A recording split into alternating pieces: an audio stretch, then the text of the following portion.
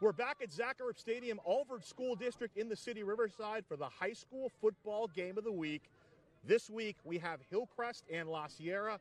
I'm Ghazal Hassan. That's Jeff Gorham. And we're back in the River Valley League, Jeff. It is the backyard battle for the bell. I'll tell you what, this is a big one. There's a lot on the line tonight. It's the rivalry. They both have won 2 games apiece. This is the 5th game of the series. La Sierra won last year. It's a big one tonight. Hillcrest right now, probably, Jeff, playing the best football in the city, and it's real easy for them tonight. They can take care of all business. They can beat their rival, La Sierra, avenging last year's loss. They can regain the backyard bell, which is the symbol of this rivalry, and they can win the River Valley League with a victory tonight. Well, I'll tell you what, they started off the season playing some great teams, and that really got them ready for this River Valley League. They are dominating right now at this point, and I'll tell you what, they want to separate themselves. They don't want a 5-way tie. They want a single winner this year. For the Eagles of La Sierra, Jeff, they started off real well. They won 5 of their first 6. They've taken it on the chin each of the last 2 weeks, a combined score of 111-15. What can Gary Hedlund's team do? What do they need to do to get up off the mat and get back into this fight? Well, it was an awkward game last week. It was lightning, there was hail, there was rain. This week, they just need big plays. They have a dynamic duo of Hicks and Thomas. They could be big playmakers tonight. All right, it's a Rivalry Friday in Week 9 in the River Valley League. Before we get to that, though, we'll go to the third member of our broadcast team. That's J.R. Ibarra. He's standing by on the sideline. A little bit of a snag there. We won't quite get to J.R. Ibarra. We'll get to him momentarily, but good evening. Welcome to Zaccharup Stadium. Ghazal Hassan, Jeff Gorham with you. The aforementioned J.R. Ibarra down on the sideline. Our entire award-winning Riverside TV crew. And Jeff, here it is. Hillcrest has the league title in its sights. They win today. They will be River Valley League champions all alone. Yeah, remember last year, one of the most bizarre events in Inland Empire history, a 5-way tie among the top of the River Valley League. Coach Brandon says, enough is enough. Let's take over, and they can do it here tonight.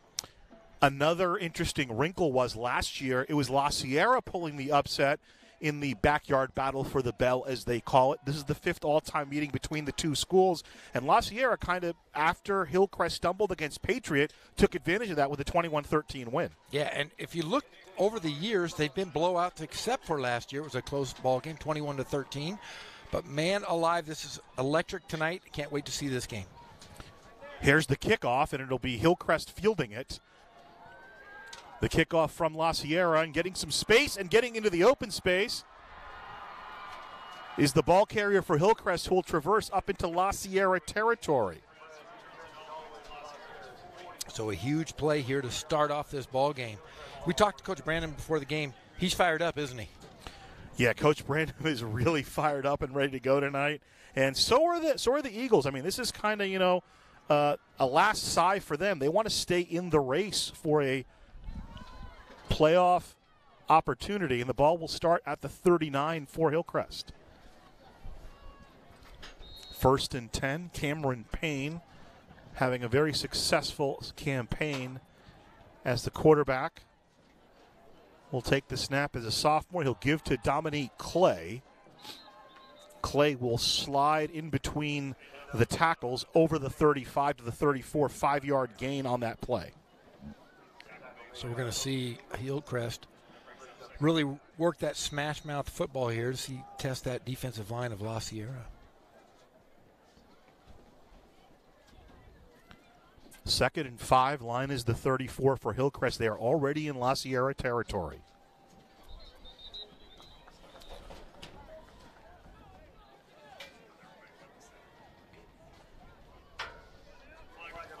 Starters for Hillcrest, you get a look at that. Dominique Clay has really been a big difference for them in the games he's played. He missed a couple of games early. That offensive line, Munoz, Thomas, Maldonado, Barajas, and Walton. Coach Brandon was very effusive in his praise for them and how they've come together, particularly in league play. 5-yard mark-off against Hillcrest. It's 2nd and 10. The option, keeper by Payne, and Payne will be spun down. He got up, looked like about the 32, is ready to mark him, so it'll be 3rd and manageable. And this game is going to be physical. Not a lot of love lost here between these two teams, but, it just separates by the freeway. Coach Hedlund, part of that coaching tree of Ken Batdorf, back here at Norte Vista tonight. 3rd down and 2. Line to get is the 29. Would be a big stand for the La Sierra defense if they can stop the Trojans. Payne swings it out of the backfield to Clay. He'll have the 1st down. He'll get bought down over the 25. Julius Hicks back in the starting lineup for La Sierra, makes the hit, but about 4 yards on the play, enough for a 1st down. We saw Hicks out of the linebacker position. Watch the big boys up front. We'll see some rotation. Joey Alvarez back. Had missed some time with an injury, and there's a little miscommunication, but Clay will take it. He'll get inside the 25 to about the 23, maybe a yard or 2 on the play for Dominique Clay. You know, one thing Hillcrest is going to try to do is they're going to throw the ball, little short passes to those wideouts, and they're going to they really think they can really take care of the quickness on the outside versus La Sierra tonight. Ryan Howard split out to the near side, of the near side Xavier Banks. Tight slot up top is Isaac Perez. He's the leading receiver. And we'll get a penalty marched off. 2nd penalty already against Hillcrest, another 5-yarder. Yeah, both movement there on the line. Both penalties here. Need a little nerves starting off here early, Gazal. Ball back to the 23 of La Sierra, 2nd and 9. Julius Hicks is a big return on defense for La Sierra. Hicks, Dorado inside, Knoll and Torres outside the linebacking core. A very important unit for the Eagles. We'll take a look at the keys to the game as we have this little delay. La Sierra, real important. You got to bounce back from those last 2 losses.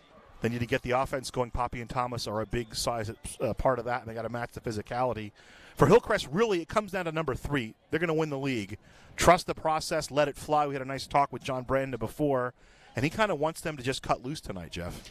Cut loose, get ready for CIF, kind of finally tune this machine that he has going on offense. From the 29, this is Clay slashing right up the middle. He'll lower the shoulder, get maybe back to where they needed to get, just outside the 15 to the 16. So it'll be 2nd and 2 coming up. Well, if Clay can get runs like that all night long, feed the beast, let him go. Right there, that's the success of that offense. Clay again turns the corner, and he'll be tackled inside the 10. That was Bryce Poppy playing a little defense. So another 10 yards for Clay. He gets inside the 5 to about the 6. And Clay, if you watch, he initiates the hit here. I mean, he just runs right over. Christian Murillo playing a little fullback, bought him a little extra space with a block at the end of the run. 1st and goal from the 6 for Hillcrest. Here's Clay right up the middle, and he's in. He lost the football. They indicated touchdown. So he crossed the ball, broke the plane, and then lost the football, but the side judge already signaling touchdown, and it's a touchdown Hillcrest for Dominique Clay.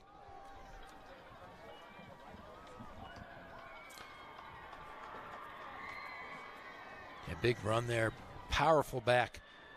And we saw them early in the year versus Notre Dame. And, you know, they played a very tough schedule, and they had the 3 losses right at the very beginning of the year. They really seem to be clicking on all cylinders, offensively and defensively. Little Wildcat option. They're going to go for 2. And a false start coming up against Hillcrest. That was Dominique Clay out of the Wildcats. Another penalty. 3 penalties for Hillcrest already. The drive, Jeff, 7 plays, 39 yards. It took 2:39. Keep in mind there were a couple of penalties that stalled them. Dominique Clay with 5 carries for 36 yards on that drive, and he caps it off with a 6-yard TD run.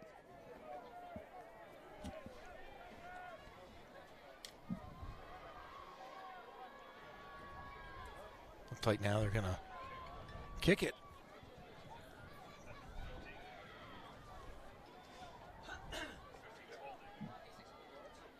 So Gerardo Eck will come in. He's 18 for 20.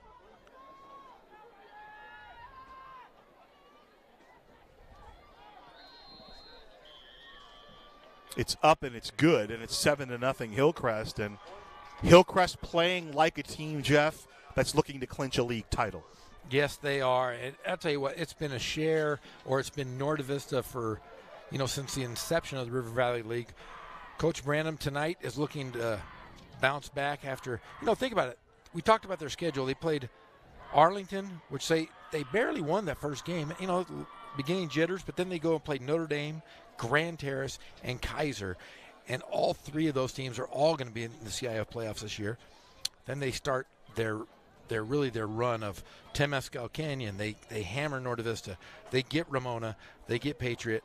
They are just a juggernaut right now playing in this league. Their non-league games, they played all Division 7, Division 8 teams. Hillcrest currently in Division 10, so they played up for all of their non-league play, and that, according to Coach Brandon, helped them get ready for River Valley League play. 7-0 Hillcrest started off with about a modest 2-minute, 39-second drive. They had a nice kick return to set that up, and it'll be a kick that will go out of bounds. Let's see, as Perez and Thomas were deep. Let's see if Coach Hedlund makes them re-kick or take the ball at the 35. Yeah, we've seen that a few times this year where they've made them re-kick. You remember the playoff game last year against Arcadia? John Brandon made Arcadia re-kick a couple times. It's like the Eagles are going to go out on offense and take over on the 35-yard line. So Gary Hedlund, the fourth-year head coach of La Sierra. 5 wins for Coach Hedlund, the most since he's been at La Sierra. We'll get a look at their starters. Julius Hicks will also get in the rotation at running back, as will Anthony Dorado, Andre Thomas. We talk about him, Mr. Electric, and Adrian Lopez sliding in at center for Joey Alvarado, who may see some time. He was a game-time decision. Here's the reverse, a little razzle-dazzle, and that's Gaines being thrown down by Christian Murillo for Hillcrest, a loss of about 3 yards on that play. And last week we saw Lamar Gaines have some big plays in that loss to Ramona, that crazy game that we had here on Riverside TV with the lightning and thunder. And apparently there was hail after we left. So a crazy night last week in Riverside. A lot of games kind of were suspended or halted or had to be replayed. It was a really topsy-turvy Week 8 in the Inland Empire. Loss of 4 officially from the 31 of La Sierra. 2nd and 14 for the Eagles. Poppy, the lefty. He'll swing it out, and Hicks, seeing his first action in 3 weeks, couldn't hold that one. Incomplete, brings up 3rd down. Yeah, nice play there. Just maybe getting a little rust off. He hadn't played in 3 weeks. We've had the Eagles for the last 3 weeks, too, so I'm looking forward to seeing Mr. Hicks play tonight. Bryce Poppy needs 13 yards to reach 3,000 on his La Sierra career. He's a 2-year starter for Coach Gary Hedlund. Thomas to the bottom of your screen. Perez split out to the top of the screen for La Sierra. Here's Poppy throwing for Thomas. In and out of the hands, nearly intercepted by Manny Robert. It'll bring up 4th down. A couple pass attempts, a little trickery. And the Eagles are going to have to punt back to the Trojans. And that's a difficult situation. Hillcrest, Jeff, comes down, puts the ball in the end zone, and then La Sierra goes 3 and out. If you want to get up off the mat, not the way to go about it. And it'll be a punt situation for the Eagles. Wheelwright has been one of the standouts, though, this year for La Sierra. He'll kick it away. Perez stands at the Hillcrest 35 to receive the kick. He'll field it right at the 31 and drop down, so a 38-yard kick, no return, as Wheelwright will pin La Sierra back at the 31-yard line, or excuse me, Hillcrest back at the 31-yard line. And the Trojans come back out. Trojans, their defense, as we just saw, has been particularly stifling in River Valley League play. In 3 River Valley League games, Jeff, they've allowed just 17 points, 5.7 points per game allowed by the Trojan defense. And the Trojans are where you want to be. We're talking to John Brandon before the game, playing their best football now in late October, early November. Yeah, in fact, he kind of gave us a little preview of what's going to happen in the next couple weeks. 1st and 10. Payne, downfield. Incomplete, double coverage on the play. Flag comes in. Isaac Perez, the intended receiver. Hicks was running with him. And I believe that's Andre Thomas out there as well. Let's see what the flag says. And it will be pass interference against La Sierra, so move them up to the 46-yard line. Yeah, we talked to Coach Brandon before the game, and I asked him, I said, hey, how do you get your guys prepared for the playoffs? I said, when you're winning games by as many points as you are doing, what do you do to get them ready for the playoffs? He said, hey, we got to get them conditioned. We got to lift weights. We don't use a lot of pads. We're just going to be ready offensively by being in shape. From the 46, Payne. He gets dropped at midfield. Nice tackle made on the play. So give him about 4 on that play. It'll bring up 2nd down. Because if you remember, Ken Batdorf's had some pretty good years here at Norte Vista, and before Hillcrest really joined the league, Norte Vista was winning by 40, 50 points a game. So it was really difficult once you got in the playoff mode because those guys were only playing a quarter and a half of true football. 2nd and 7. Watch Isaac Perez in the near slot. Instead, here's Clay right up the middle, stumbling through the first level of tackle, now leaning forward over the 40 to the 36-yard line, so give him about 13 on the play, and Clay just continues to click. 6 carries for Clay, 49 yards, including a touchdown. And you look at this Hillcrest offense, and you look at Clay, they have athletes really at all the skill positions, and really if you have a big line and great athletes, you're going to be very successful. 1st and 10, line is the 37, the fake, and here's Perez in space, trying to slice through to the 30. He'll get flung down. Poppy was in on the coverage, also getting up from the bottom of the pile. I believe that's Dorado. They'll mark him to the 31-yard line, so about 6 yards on the completion to Isaac Perez. A good defense here by the Eagles, as you see. They were right on that fake. They were aware of that. The guy's making a pretty good tackle right there. 2nd down from the 31. 1st down to the 27. They'll swing it out to Clay. Clay into some space. Clay swerving to the outside. He'll finally be brought down at the 11-yard line. 20 yards on the swing pass. And Dominique Clay, as Coach Brandon talked about, he said he's kind of been the guy that's made it click. You can see on that play, Jeff, why. Man, I'll tell you what, in the open field and his strength, you see when he gets contact, he doesn't lose the ball. He is as strong as they get, if we've seen all year long here on Riverside TV. What you love about that play is Perez and Banks, wide receivers, blocking up field. 1st and 10 from the 11, the give to Clay. He'll pound down inside the 5-yard line to about the 4.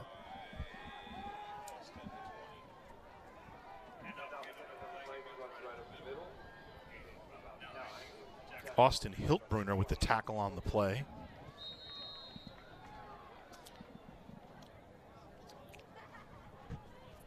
Clay last week had 16 carries, 61 yards, and 3 touchdowns. Has 9 TDs and 438 yards rushing coming into play. Ball on the turf. Clay picks it up, veering to the outside. Touchdown, Hillcrest.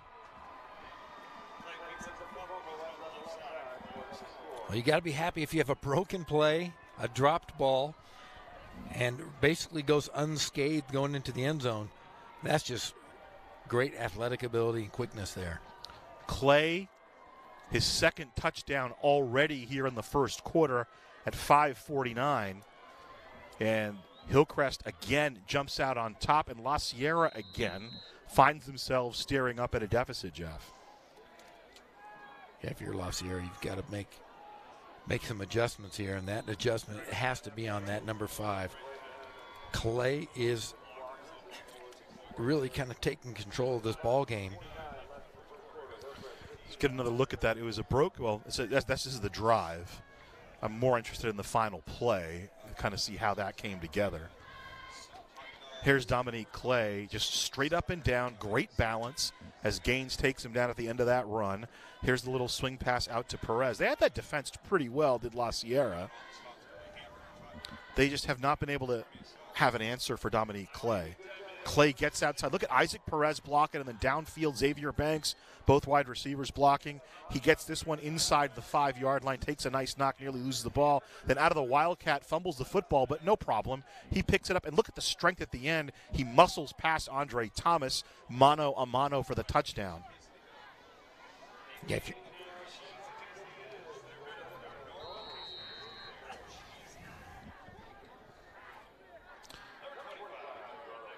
So all of a sudden, our scoreboard went out.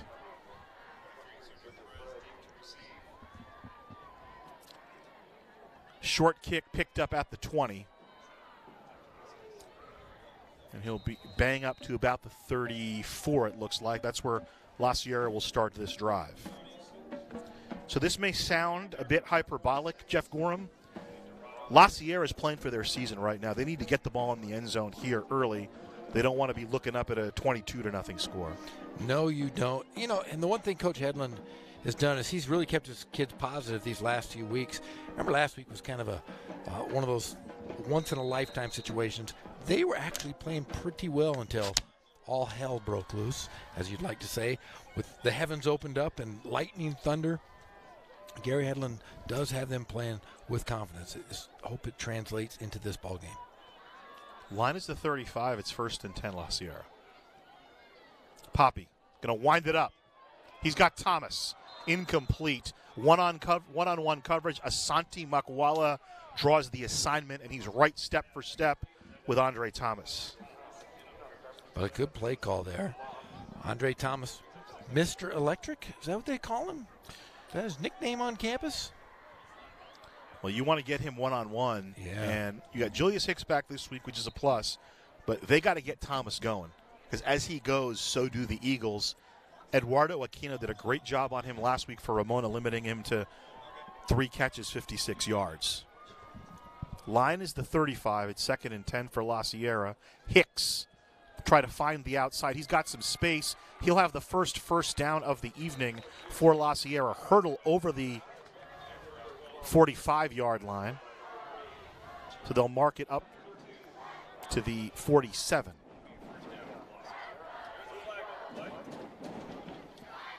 Little ground level action. We'll look at the flag. Yeah, Julius Hicks missing in action the last 3 weeks. Nice to see him back, and tough call on the Eagles here as they bring it all the way back. Gasol. So it'll be a hold marked off back to the 25-yard line. If you're scoring at home, you can wipe away the 12-yard run by Julius Hicks. That's an old baseball thing. You know, sometimes baseball in the old days, Jeff, I don't know if you know this, people would keep score at home. Hey, so my dad used to take me to Angel Stadium. I could run a scorebook, baseball scorebook right now if I had to. So if like Fast Johnny plays baseball, you can do the book. Yes, that's right. 2nd down from the 25. Here's the give, and that's Hicks stumbles down for no gain. That was a rite of passage, I believe, for people our age. I don't want to say how old we are. Yeah. But we're old. 26. Yeah. 26, 27. In fact, every time we went to a game, an Angel or Dodger game, I always had my clipboard or my book and kept score. And we never left early. We were true Angel fans. That's back when the Angels were really good, though, right? Yeah, Don Baylor, my all-time favorite, Frank Tanana, Nolan Ryan. It's a good team. Was it the Reggie era? Reggie Jackson? Reggie Jackson, yeah. He was not in his prime, but, yeah, did get to see old Reg. 3rd and 20. Here's the throw across the middle, incomplete, triple coverage. He developed the intended receiver on the play. Serrato was the intended receiver at about the 30. I believe he was the check down option. It'll bring up 4th down. Well, you wipe away the run by Hicks, and so far, Jeff, the Eagles with -3 yards of offense. Their offensive star has been Tyler Wheelwright, their punter, who's back out on the field as Poppy strides off. We got to look at him and his team down 15-0. I'm sure Coach Hedlund is going to pull his guys here as his defense is going to be on the field, and he's got to do something here to get these guys going. You know, he's been an offensive coordinator here at Norte Vista and has done a really good job at La Sierra despite the last couple losses. I mean, he's really turned the program around. Well, the penalty is going to be unsportsmanlike against La Sierra, so they'll be 10 yards deeper, and Wheelwright will kick from the La Sierra end zone. So Perez is in La Sierra territory awaiting the kick. And right now it looks like the defense for La Sierra will have to make a play, Jeff, because the offense just seems like they're in a bit of a daze early. They trail already 15-0 against Hillcrest. And you can't be in a daze versus this potent offense. It could get out of hand very quickly here. Wheelwright puts his foot into it.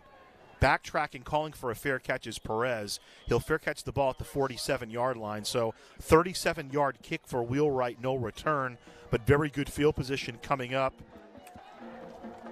for the Trojans of Hillcrest.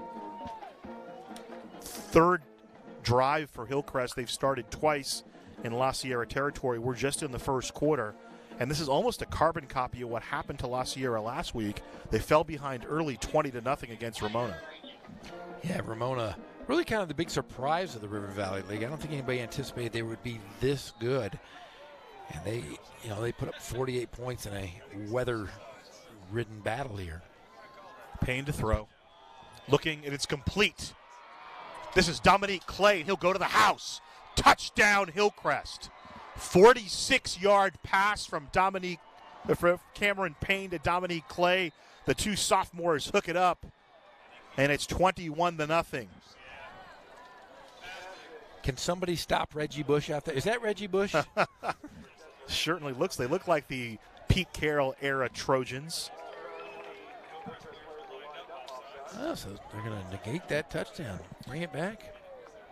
So a penalty will bring that play back. False start against Hillcrest. They'll have to do it all over again. I want to say this as we're going in. Week 9, is that what we're in right Week now? 9. Week 9. John Brandon, we get a shot of him.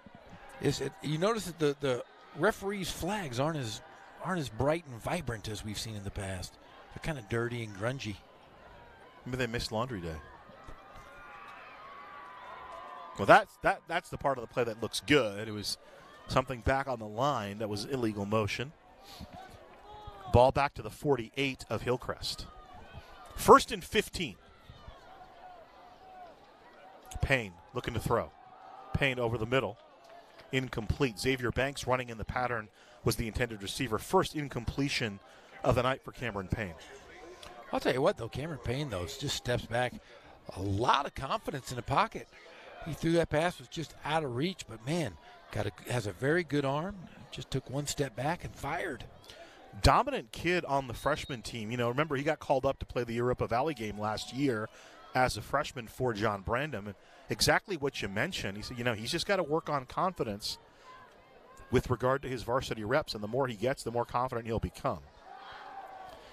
Clay dancing into La Sierra territory. He'll be shoved out at the 40.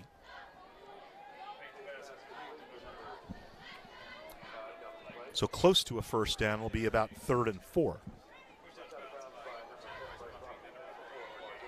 Lamar Gaines on the hit. Clay's 3rd reception.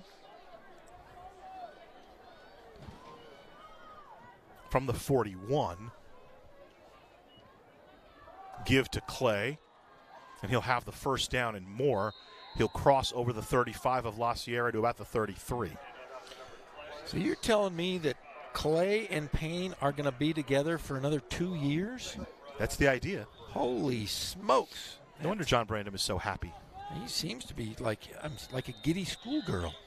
Just that pinballing, bouncing off a contact. Talked about that a little bit last week. From the 33 of La Sierra. Defense for the Eagles needs to put up some resistance. Clay right up the gut again. 5 more yards. Yeah, John Brandon did seem a little bit very happy tonight before the game. I've known Coach Brandon for years. I have never seen him this happy. Jovial. Team playing well.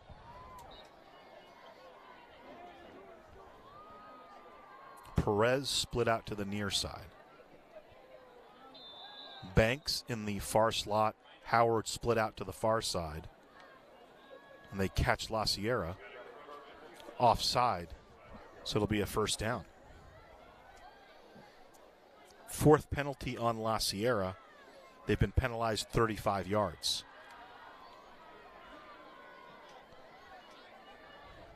They haven't moved the sticks up, and now they're going to move them.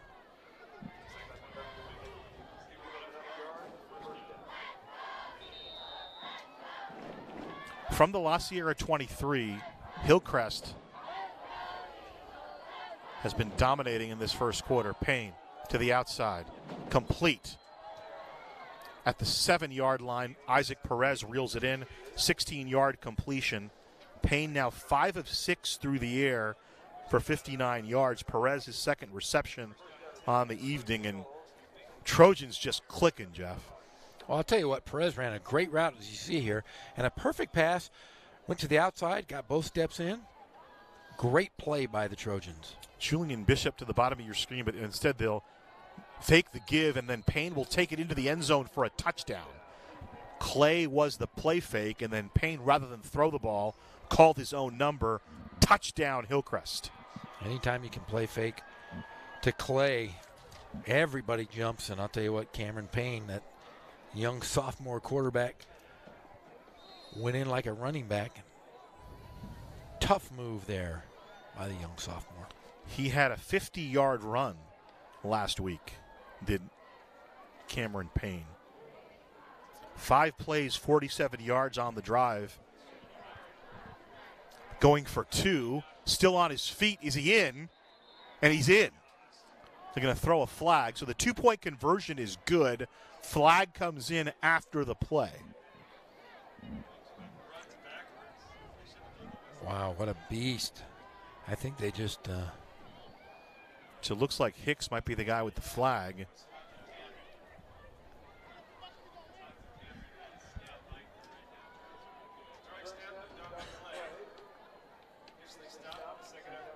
So Clay with the 2-point conversion, and Seth Morgan having a discussion with our officiating crew about the result of that. So give Clay the 2-point conversion. So he now has 2 touchdowns and a couple of 2-point conversions. I'll tell you what, everybody in the stadium thought he was down, and out of nowhere he just, I guess he didn't go down. He just ran right through everyone. Doesn't matter what you think. Doesn't matter what I think. Doesn't matter what Sam Weinberg thinks. All that matters is what Dan Caffey thinks. No, the officials obviously have the final authority on that play. You saw a few good men, didn't you, Jeff? Of course I did. Kevin Bacon, Tom Cruise, Demi Moore. So here's the initial stop. They have him pushed back, and then he just keeps driving. So I guess the argument from La Sierra is normally a play like that is whistled dead. They thought it should have been whistled dead, and it was not.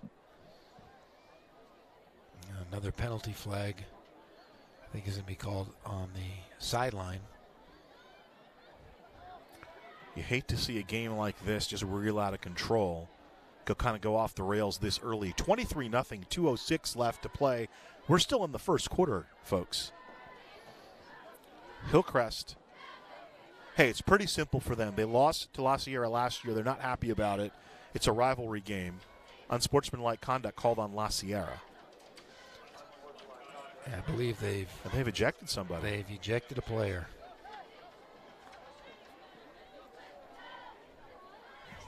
Wow. And now Gary Henlon getting the explanation. Does he have it? Let's see what J.R. Barra has. Yeah, guys, down in the sidelines on that last play on the goal line there was a little bit of a mix-up, obviously, and Justin Hicks was really hot and got very excited.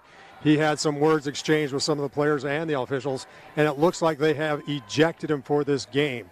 So that last flag you just saw was for unsportsmanlike conduct, and he is going to sit on the sidelines for the rest of this contest. Back to you guys.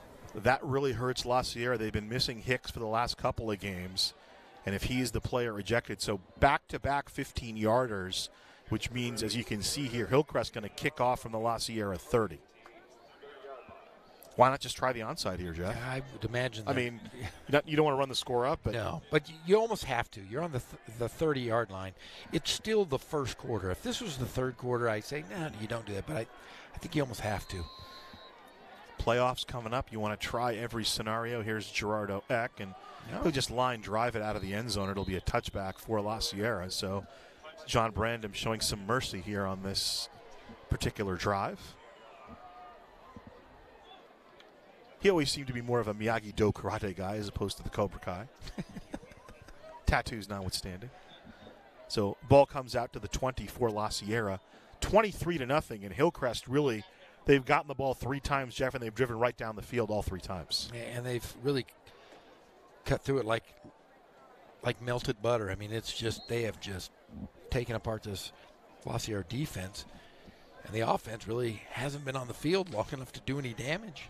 No first downs yet for La Sierra. They've totaled -3 yards. Gaines with a take, trying to get up around the right side, and Gaines down at the 23, 3-yard pickup on the play. Yeah, with Hicks no longer in the ballgame, it's going to lay solely on the shoulders of Lamar Gaines. So they gave him 4, make it a 2nd and 6. They mark it up to the 24-yard line. And if you're La Sierra, you just got to get to the game plan. You can't score 23 points at once. You got to go one by one. And try to control the clock, keep this game from getting too out of hand. Andre Thomas to the near side. Poppy with some pressure will throw it up. Murillo will get whistled on that. Serrato, I mean, the ball was well over his head. And Murillo came in and kind of decked him with his shoulder, and the official standing right there. A flag will come in on Hillcrest. Question is, do they call it pass interference or do they call it personal foul? Pass interference. I thought it would be either illegal use of hands or pass interference. Yeah, because he didn't use his arms. I think he just ran into him. It was 5th penalty whistled on Hillcrest. 40 yards. It'll move up 15, though, to the 39-yard line of La Sierra. So perhaps this will give him a boost. The first down of the game. Remember, they had one on the run by Hicks wiped out by a penalty, and this is the first one that'll go down in the scorebook officially. 1st and 10, line is the 39 for Hillcrest. Gaines running right. Kind of picking his way, and Murillo will finish him off. He'll traverse up to the 44, so 5 yards on 1st down for Lamar Gaines.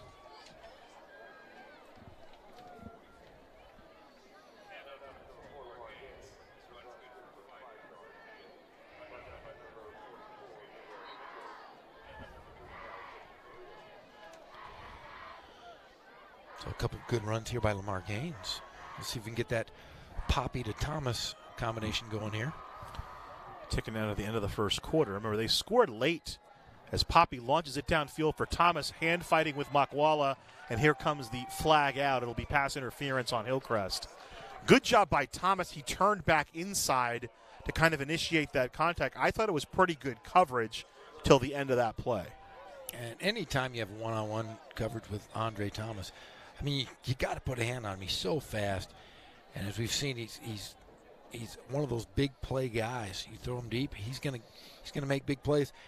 And so far, just by him running routes, running smart routes, you got to guard him. That's going to cost Hillcrest here. So 2 straight pass interference penalties move the ball to the Hillcrest 45. Perhaps this is the life they need. Here's the give. Gaines in the middle. Gets past Baker, and then the 3 linebackers converge on him and drop him. He'll cross the 45 to about the 43. Couple of yards on the play for Gaines. Yeah, if you're La Sierra, you really just want to continue this drive. You don't need to score right here in the first quarter, but you need to try to score on this drive to try to get the deficit before halftime, because Hillcrest is going to get the ball a couple more times. You got to stop them, but you also have to put the ball in the end zone. End of the first quarter, we'll switch sides. And the first quarter, pretty much until the end, was all Hillcrest. 23 for the Trojans, nothing for La Sierra. And we'll throw it down on the sideline to J.R. Ibarra, standing by with the new superintendent of the Alvord School District, from what I understand. Is he ready? We can go. We're here with Alan Musarino, the brand new superintendent for the Alvord School District. Mr. Superintendent, good to see you out here on a Friday night. What brings you out to see a kind of a nice night of football for you here? There's no better place to be on a Friday night than a high school football game, JR. So I'm all about kids. I'm all about participating and seeing the kids out here performing. And it's just what you do on a Friday night when you're involved in education. Now, athletics are a really important part of academics, obviously. They are, extracurricular, but to a lot of kids, it's the reason that they come to school, right? It gets kids connected. And my goal, like every educator's goal, is to get kids connected to schools, get kids connected to adults. And nothing does that better than athletics. Now that you're brand new to this district, what kind of things do you envision for the future that you'd like to share with the community? Well, I appreciate that opportunity.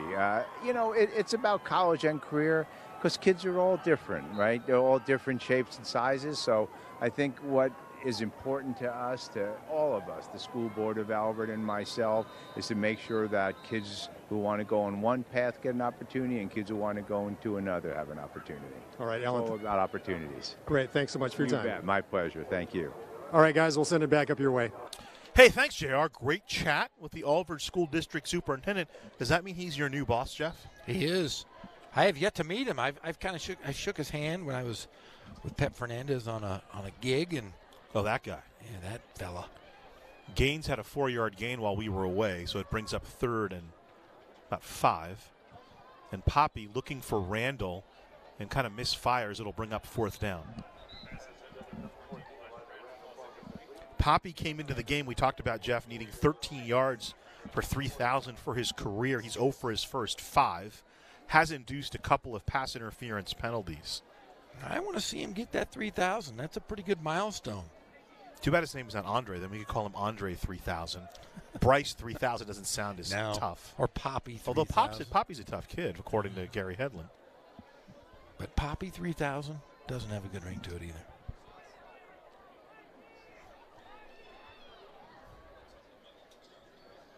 They'll go for it on 4th down. And incomplete.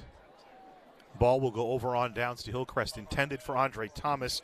Makwala on the coverage for Hillcrest, and Poppy now 0 for 6 through the air. The ball goes over on downs to the Trojans. Yeah, and Thomas ran a great route. He really lost his man on offense, and just passes thrown over his head. Little nerves, though. When you're playing a rivalry game, these guys are probably friends, went to junior high together. A lot of emotions going on in that field. 11:20 to play in the second quarter, 23-0 Hillcrest. And the offense for La Sierra really hasn't generated anything as flags and whistles as Payne takes the snap. And it will come down. It'll be a false start on Hillcrest. And that's something that John Brandom and his staff are going to go to on the film thus far. Already 7 penalties on the Trojans with 11:19 to play in the second quarter. So you know how you're an old coach.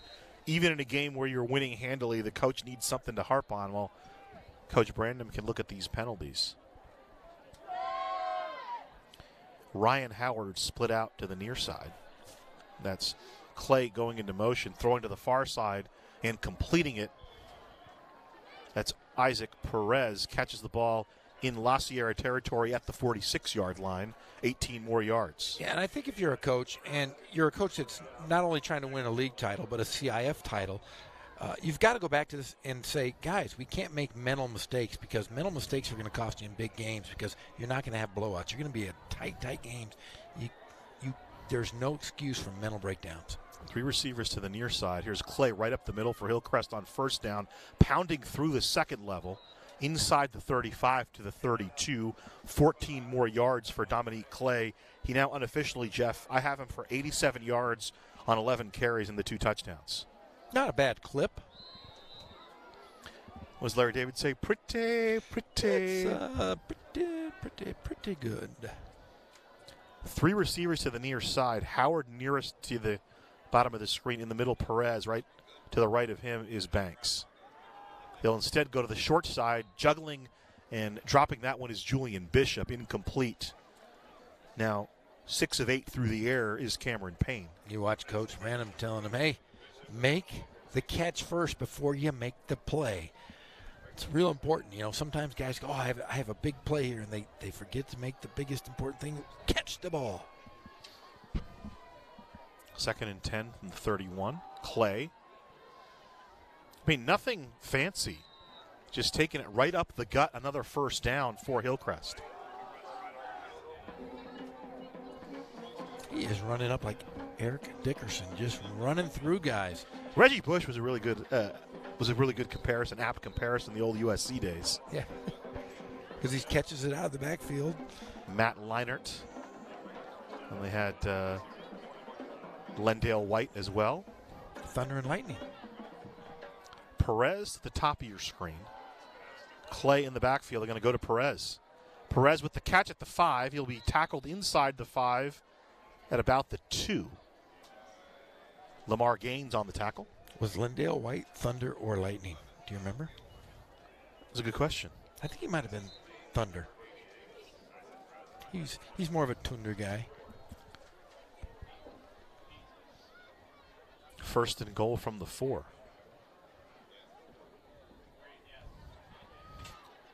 So Perez on the far side.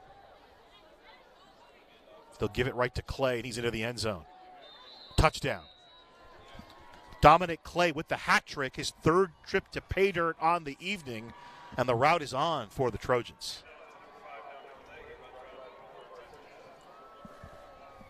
I'll tell you what, when you play a tough schedule early in the year and you just continue to get better and guys are healthy, that's really key. I mean, if you have guys that are healthy in week 9, as you go into your last couple games as you're heading into the playoffs, I'll tell you what, Hillcrest, I'd take them over anybody right now. 2-point conversion attempt. This is Clay. Looked like he was close, but they stop him. No good on the 2-point conversion.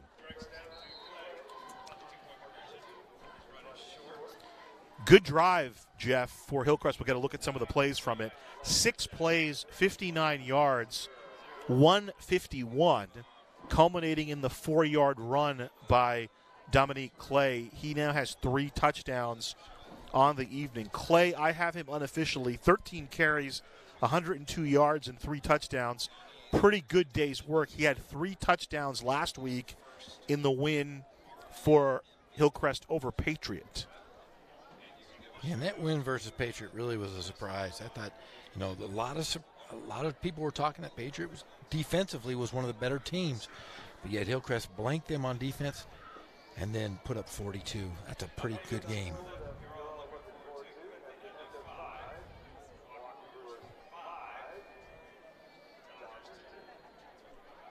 So the Brewers, after 5, lead the Dodgers 5-2, Jeff. I know you were watching that game with a lot of interest.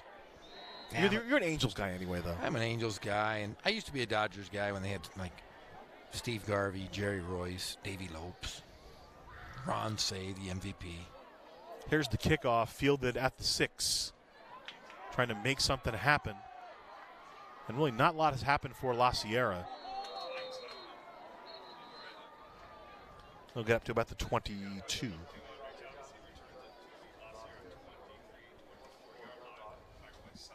And you're a Jersey guy. Are you a Yankee fan? Yeah, I grew up with the Yankees. I went to my first old-timers day when I was 8. And all those guys are still alive, DiMaggio and Yogi Berra and Mickey Mantle, and I saw them. And I was talking about this with somebody recently, when you're a child and you see like a professionally manicured field. It's not like today. We have HD, every game's on TV. We were kids, every game wasn't on TV. You remember that, right? Yeah, you brought your radio to the game and you kept score. But to see that field. It's the best thing in the world. Yeah, it's like seeing, beautiful woman or a handsome man, depending on your orientation. Yeah, when I was 7, I guess that was more than anything. From the 22 for La Sierra, it's 1st and 10. Poppy looking to give, and he turned him down. It's like a guy turning down a screen. Poppy dancing over the 25 to the 26, takes a pretty hard lick by Eric Rivera at the end of that run. He's dropped. Munoz on the tackle. 3-yard gain. It'll bring up 2nd and 7. Well, the best thing about being an adult now going to a game, if you go to an Astros game, you can look at the well-manicured lawn. You can see Justin Verlander pitch. And then you can see his wife sitting in the bleachers. Kate so you get the best of both worlds. Well, we come to a UC Riverside game, you can see Jeff Gorham call the game and see his lovely wife Carla in the stands. That's always, that. You got to get her to come out to games with you this year. I know you have the kids to take care of, though. Well, So. I got 3 little boys. Well, you could bring the boys. But they're maniacs. They run all over the bleachers. They attack the cheerleaders. They bother the coach. 2nd and 5, give to Gaines. Dives forward, maybe back to the original line of scrimmage. Yeah, Fast Johnny came to a game last year against Fullerton at UC Riverside. My buddy John Smith's the coach. And he goes, hey, where's Fast Johnny? And I said, he's the kid up there with the sunglasses. You told me, because when Luke and Johnny, they want to play. They want to play. They want to run around. Which is good in a way, but yeah, I get it. I understand. But it's rough on the parents. But Fast Johnny's wearing sunglasses and a hood, and John Smith looked over at me and goes, is your son the Unabomber? Yeah, they want to run around, play, and have fun. 3rd and 5 for La Sierra. Poppy launches it. Throwing to the outside, complete. First down. This is Andre Thomas. Thomas trying to make the move. They forgot about Dre, but he'll have the first down as Rivera drops him at the 44. And with that play, Bryce Poppy now over 3,000 passing yards for his career. And you got to be happy that you throw to your main guy, Andre Thomas. They're always going to be a part of that. But Andre Thomas took a shot there at the last, as we see. Yikes. I heard a smattering of fans. He's right back on the field. Yeah, tough guy right there. But yeah, 3,000 yards. Congratulations to Bryce Poppy.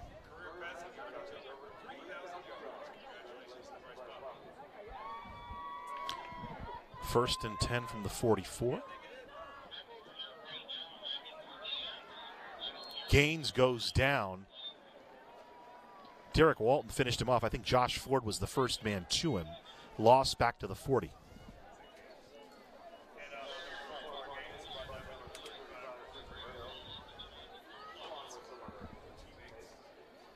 Second and 14 line is the 40. La Sierra trailing this one big, 29-0 in the second quarter here. Hillcrest looking to reclaim the backyard bell, but also looking to clinch the River Valley League. We'll explain how in a little bit. Second and 14, short hop on the snap. Broken play, Poppy pulled down by Josh Ford. They'll lose back to the 38.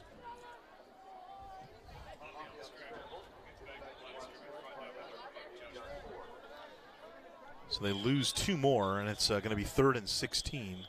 So the opponent next week for Hillcrest, Jeff, is Jurupa Valley. They've already lost 3 league games. So for Hillcrest to win, they would be 4-0, and the only other opponent would be a team that's already lost 3 games. So the only teams that would have a chance to tie Hillcrest at 4-1 would be Ramona and Norte Vista, and the Trojans have already dispatched both of those teams. Yes, they have rather easily, I must say. 3rd and 16. Perez to the bottom of your screen. Top of your screen is Thomas. Pressure, and down goes Poppy. Murillo down below. Ezekiel Holiday up top, combined on the sack back inside the 30-yard line. 9-yard loss on that play. And you talk about those other 2 teams. Norte Vista, they beat 53-14. Ramona, though, gave them a game. In fact, Ramona was up at halftime, 3-0. Mm-hmm. And Hillcrest, within, I think, a 3-minute span. Well, it was 7. They got Josh Ford caught a touchdown, and then they induced 2 turnovers, a fumble and an interception. It was a pick. The interception was a pick 6 by Manny Robert. Wheelwright will kick. Perez standing at the 35-yard line of Hillcrest. He'll field the ball at the 37, so a 33-yard kick, and he's got some room. Perez will be brought down from around the ankles. Making the tackle is Jorge Gonzalez. So return back to the 42 of La Sierra. Nice job by Perez. 20-yard return after a 33-yard kick. Yeah, Jorge Gonzalez saved him. That would have been pay dirt. Perez just turning those jets on. He can motor a little bit, and good tackle.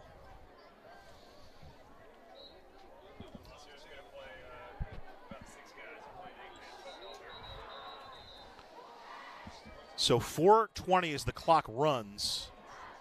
And now it stops some confusion on the sideline for La Sierra. And, man, it's just sometimes, Petros Papadakis, the commentator of college football, we get a timeout on the field.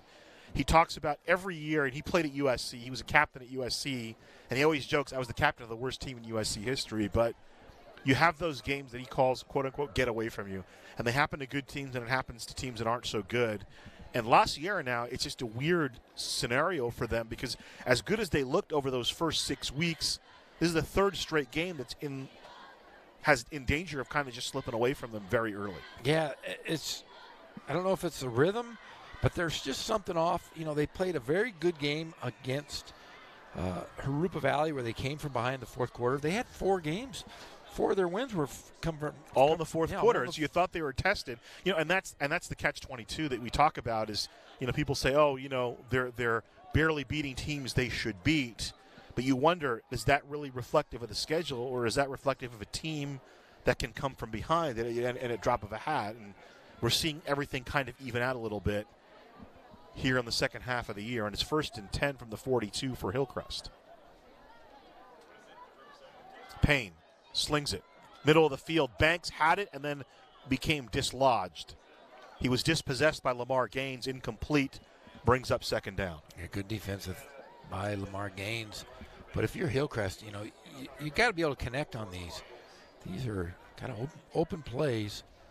Good teams make big-time plays, and especially if you're going for, like I said, not only league championships, but CIF championships. 2nd down from the 42. Payne goes over and adjusts some equipment for Banks. Trips to the top of the formation. To the near side, split out is Dominique Clay. Payne. Clay in space. He'll be tackled at the 15-yard line. Bryce Poppy was in on the hit. 27-yard completion. And that's one guy you don't want to have catch the ball in open space. Ball to the 15. It'll be 1st and 10. Payne rolls right. Throws back. Tackle eligible. That's Derek Walton. The big fellow with the football. Touchdown. Derek Walton reported as an eligible. He's an offensive and defensive lineman, and he catches a touchdown pass from Cameron Payne. How about that? You know John Brandam's an old offensive lineman. He wants one of the big boys to get a touchdown. I'll tell you what, that might have been one of the prettiest plays we have seen all season long here on Riverside TV. Flag on the play. Let's see what that is. I thought it was a pretty good play. I thought. Can we send him up here to look at our replay? The officials caucusing. Now, obviously, if he didn't report, he could be ruled ineligible.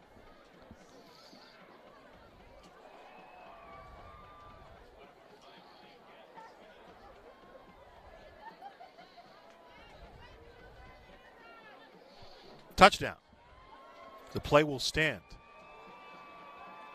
It's a dead ball foul, unsportsmanlike conduct whistled on La Sierra. That'll be assessed on the kickoff. So if you lost Sierra, you got to hold composure here.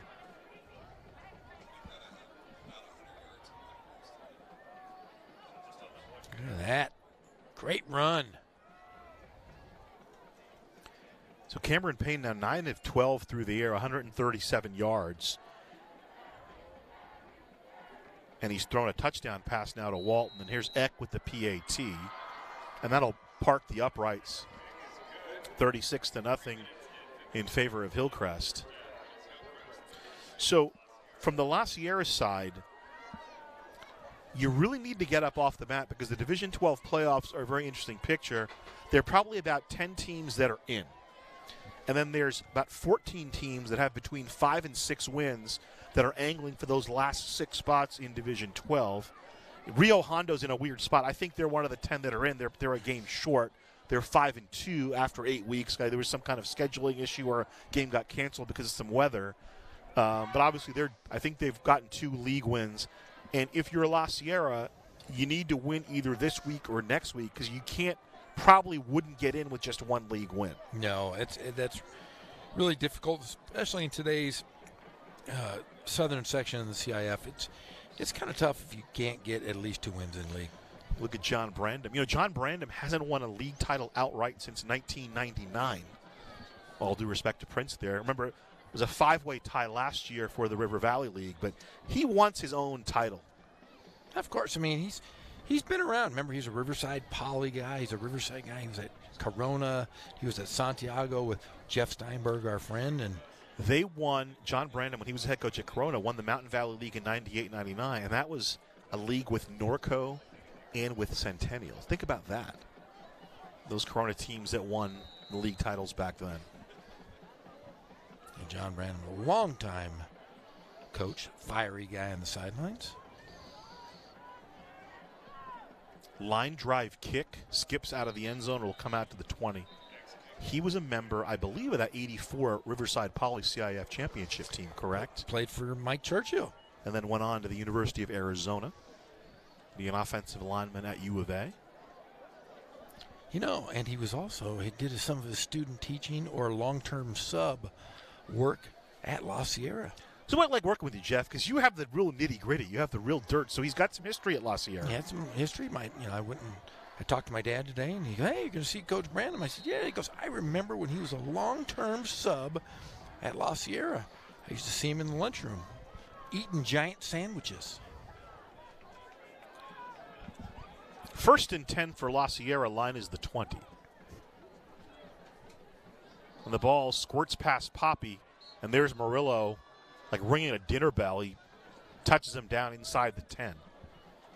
Nothing going right for the Eagles.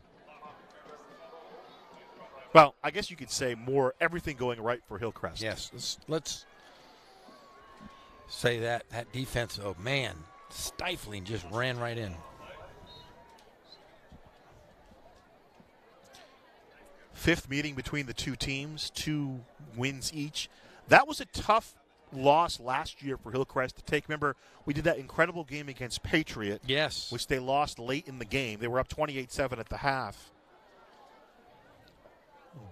I believe this is Knoll, surging forward to the 14-yard line, about 5 yards on the play for Luke Knoll. But they were playing well. Remember, Hillcrest won their first 2 games in league. They were poised to go 3-0. Or maybe it was 2-0. They won their first game. And ranked really high. And they were ranked. And Patriot knocked them off, and then a little bit of a hangover, and they got nipped by La Sierra. They eventually came back. They had that incredible comeback themselves in Week 10 against Norte Vista to get them into the playoffs last year. And without the services of Cordell Labrie, remember. 3rd and 16 from the 14. Throwing. Good job. That was intended for Thomas. Did a nice job coming back to the football. Couldn't quite snare it on the coverage. Asante Makwala for Hillcrest's 4th down. You can see why they call him Mr. Electric. Tell you what, he was spinning and somehow managed to get his hands on the ball, just dropped it. But, man, super athlete there.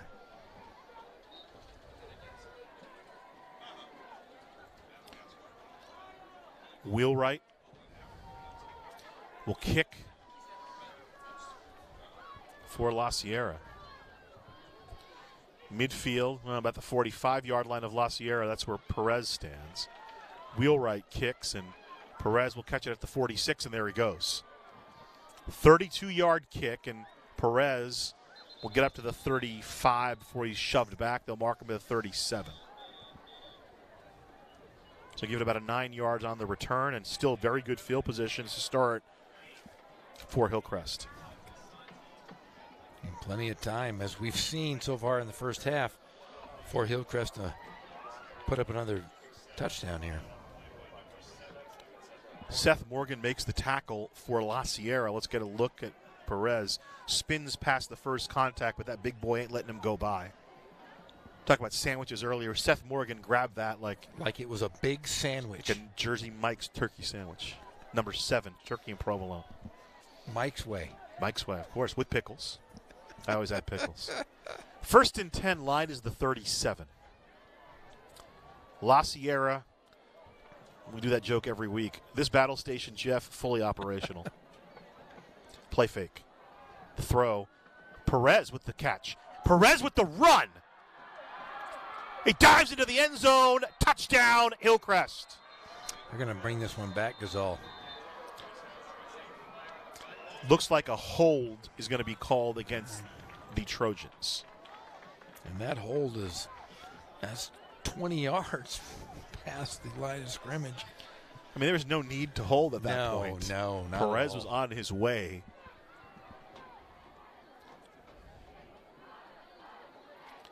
So the official's going to bring it back. I wonder, maybe I don't want to start a conspiracy theory. I was going to tell a joke, but I'll keep it to myself. Remember the old Ali Ernie Terrell fight? Yes. When Terrell wouldn't call him Ali, he was going to call him Clay. So, the fight probably should have been over in the 5th round. And Ali stretched him out for 15 rounds so he could punish him. The joke would be, maybe Hillcrest wants to just keep scoring, so they'll score, penalty score. It's like a movie. They're working on their game.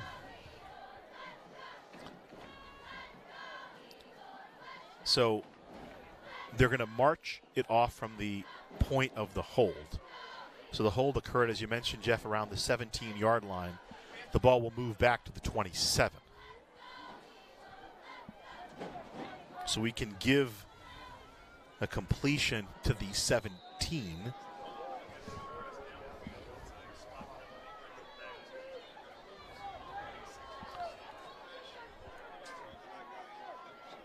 So 1st and 10, Hillcrest. Payne. Fade route. In and out of the hands of Perez.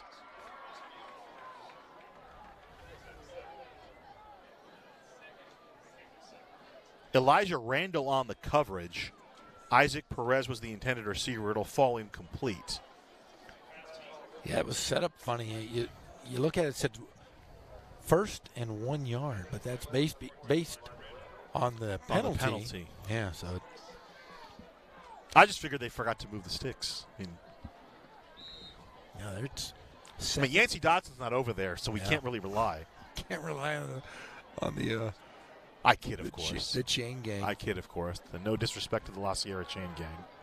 Payne over the middle. Banks! Touchdown! No, they're going to rule him down. The official raised his hands, but it was to stop the clock, not to say no touchdown. So a 27-yard completion to Banks.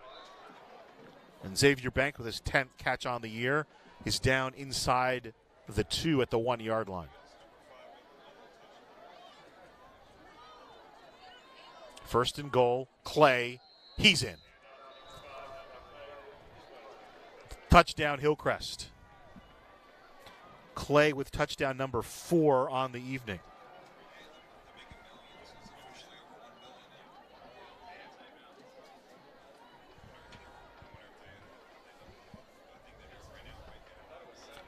No, Clay does have 4. So he's got the Al Bundy special. He's got 4 touchdowns. So I'm being told from the truck that Al Bundy's record was 5. Okay. He might get Al Bundy's record tonight. The great Ed O'Neill. Gerardo Eck makes it good, a 43-0 ball game. Clay with his 4th touchdown. As we get a look at the plays that set it up, the throw to Banks stopped at the 1-yard line, and then they'll give the ball to Clay, who's into the end zone. Dominique Clay with touchdown runs of 6, 4, 4, and 1 yard. And Hillcrest, Jeff, just putting it on La Sierra 43-0. Over the last 10, or actually it's 9 quarters because the last week's game was ended early. La Sierra now being scored 154-15. Tough. Very, very tough. You feel for Coach Headland and his staff. You know how hard they work, but great guys. Hillcrest just the better team tonight by a lot.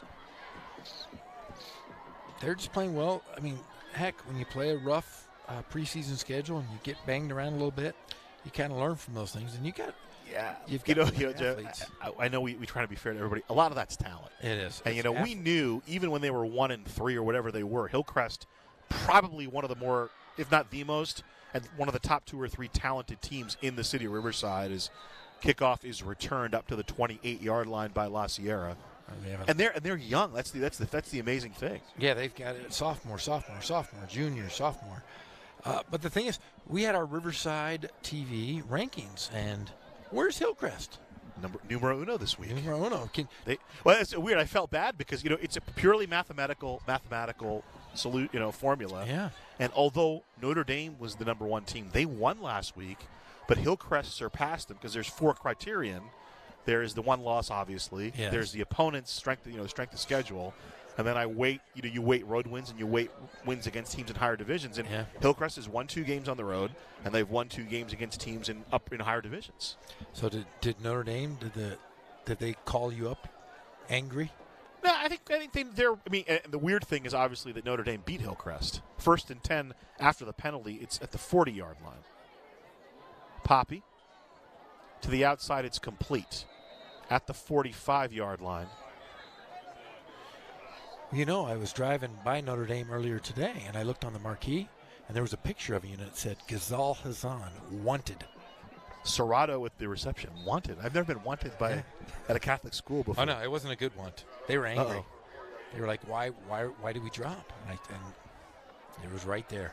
Picture of you on their marquee. I can't believe that. I know Coach Huerta knows what's up. Is another loss by Poppy back inside the 40. 6 yards as the clock will stop. 45 and 0.2 of a second to play in the second quarter. I mean, it's close. It's decimal points. I think Hillcrest was like 209 and Notre Dame was 206, so it's right there. You're not invited to any more of those big, nice dinners at Notre Dame. Coach Lara. I can't go hang out with Coach Lara. No. And June Huang? No, June Huang. June Huang's not my friend anymore. June Huang had a great game. We mentioned that 48-yard field goal. Yeah, and he wanted some love. He was all over Twitter saying, "Hey, give me some love." We call the 40-yard kick of his, but it was PAT because it was penalties. So the penalty, again, speaking of penalties, a 15-yarder marked off on Hillcrest. It'll move the ball into Hillcrest territory. So 45 and 0.2 of a second to play here in the first half. So there was a penalty on Hillcrest, which is their 8th here in the first half.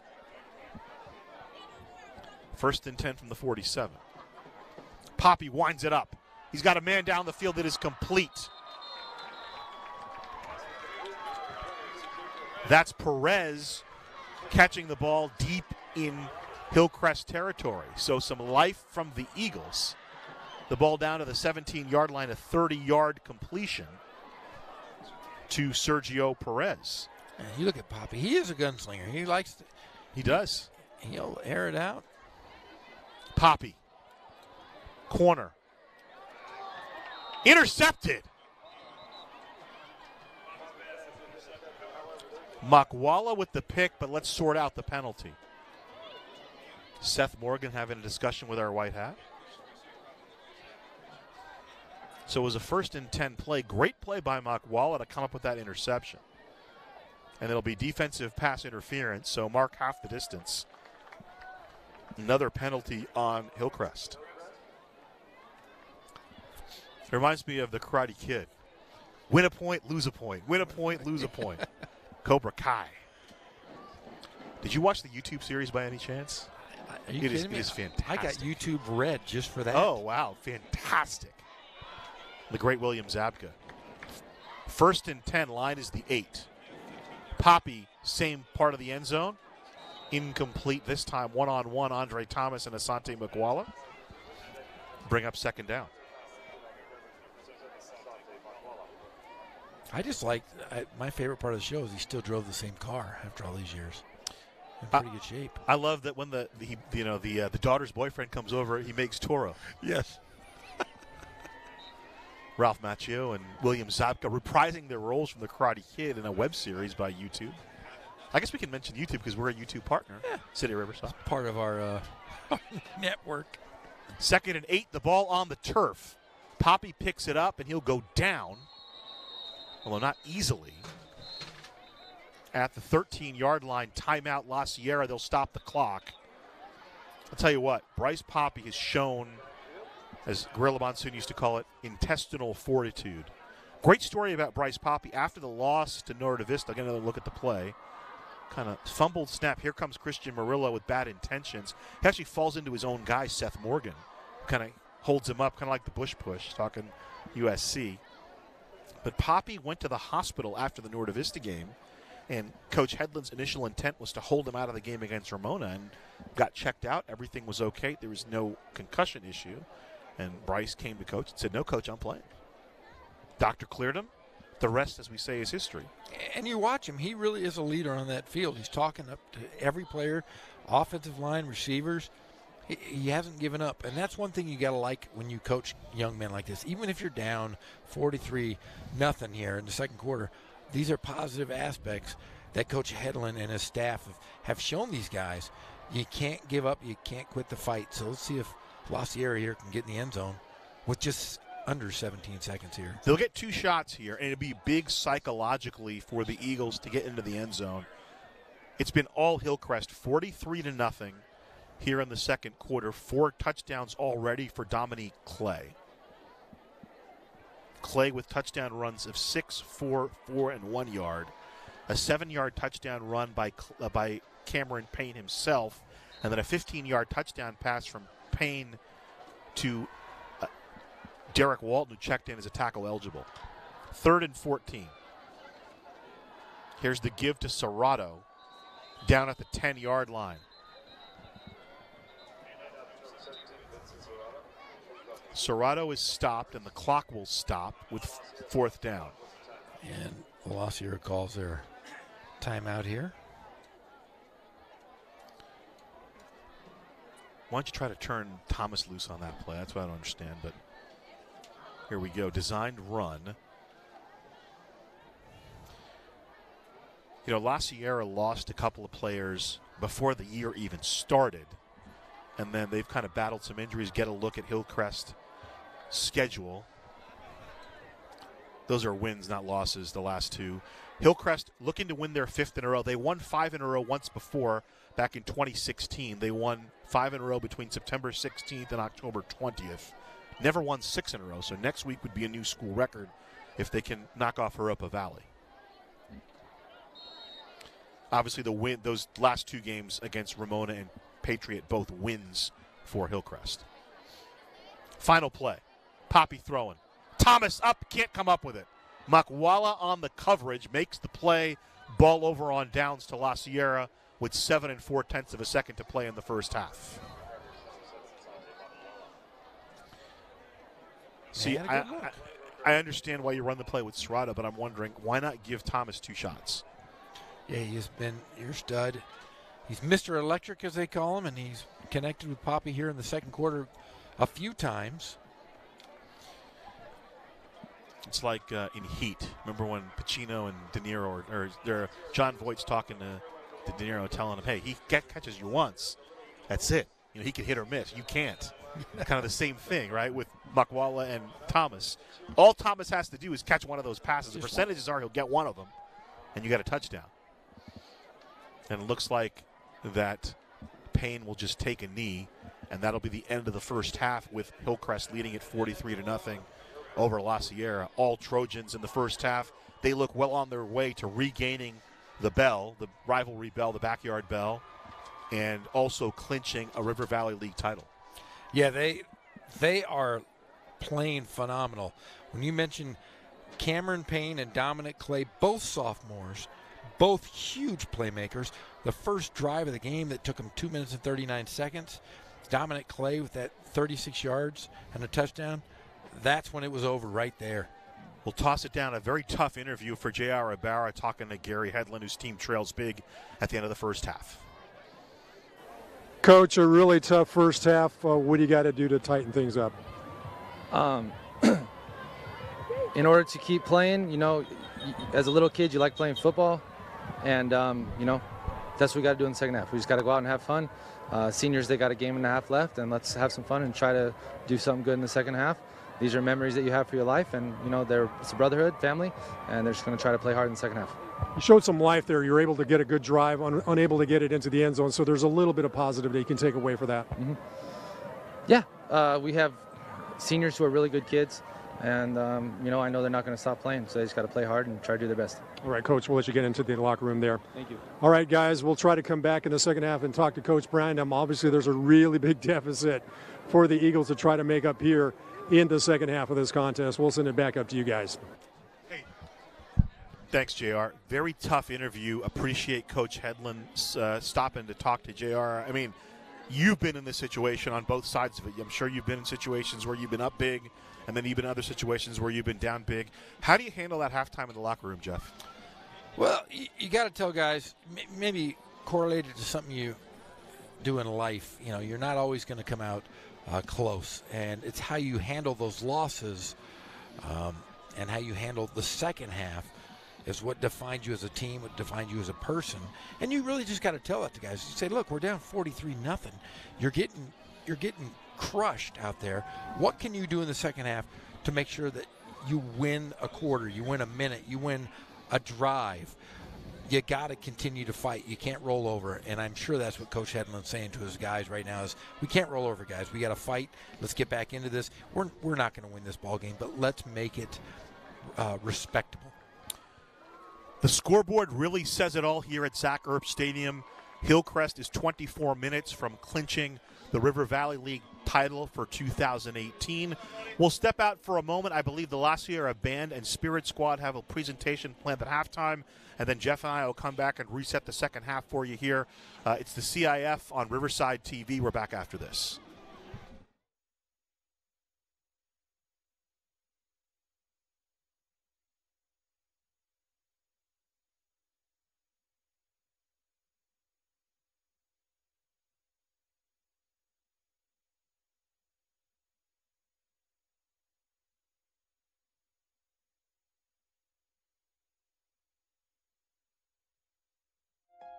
I have been an artist for over 40 years. I've been collecting paper materials for almost that entire time. I'm a mixed media collage artist.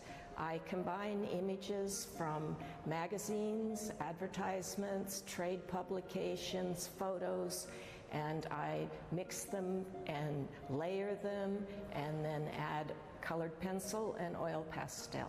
I had always been interested in art as a child. I kind of became an artist accidentally. I was asked to volunteer in the school system, taking reproductions of works of art into the school to show the children and help children learn to look at art. Each piece that I work on is focused specifically around what I'm reading, hearing during the approximately 2 to 3 month period that I work on one piece. I only do one piece at a time. What really gets me going is pulling out some of those paper images and just shuffling them around. I love mixing things that don't seem to belong together, like an advertisement for a towel that I will mix with a picture of formal trimmed hedges, a maze or a labyrinth. When I see the images kind of going together, as I work, it develops around what I'm thinking about. But I don't start out saying, oh, well, now I'm going to make something about the environment, for instance. I am thrilled to be back here at the Riverside Art Museum for my second solo show. My first one was in 2004. Beyond just being here, what's important to me is this opportunity to talk to people about my art. I enjoy every visitor who comes and shares what they think they're seeing in my art. I don't think art really lives just because it's created. I think it lives when it's seen and people react to it.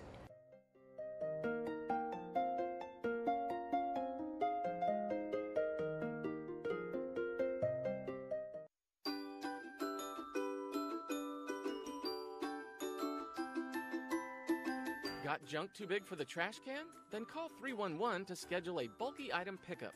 Riverside residents get 2 free pickups a year, but you gotta follow 3 simple rules.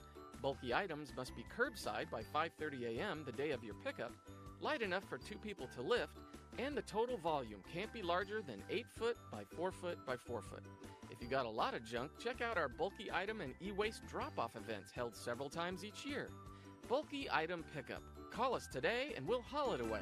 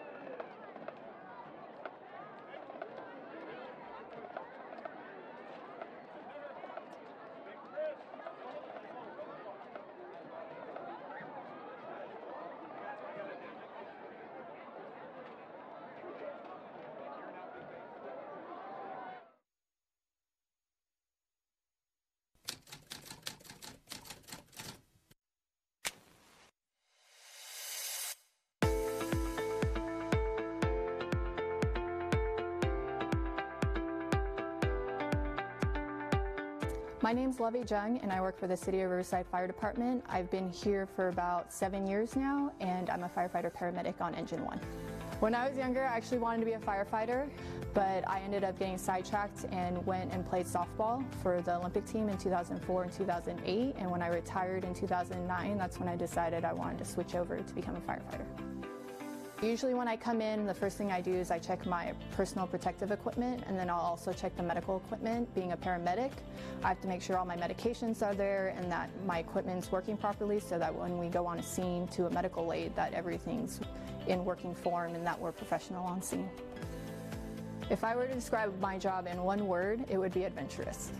Every day is different from day to day, depending on the training or the type of calls that we run. You know, some days we might go on more DUIs, or some days we might go on more traffic accidents. So every day that I come to work is going to be completely different from the day before and the next day. I get to work with a group of people that I enjoy working with and having that camaraderie that I missed from being an athlete. But now, being a mom, I want to be that role model for my daughter to, show her you can be independent and you can have a job that you want to work in, whether it's a male-dominated career or not. And I want her to understand that as she grows up.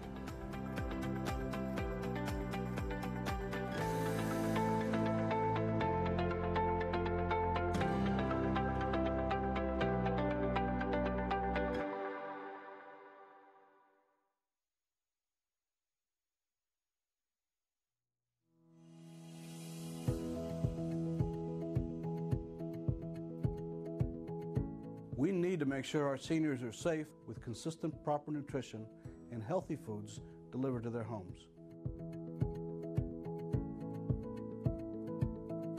Elderly patients who do not have proper nutrition have a higher risk of irregular heart rhythms and sepsis.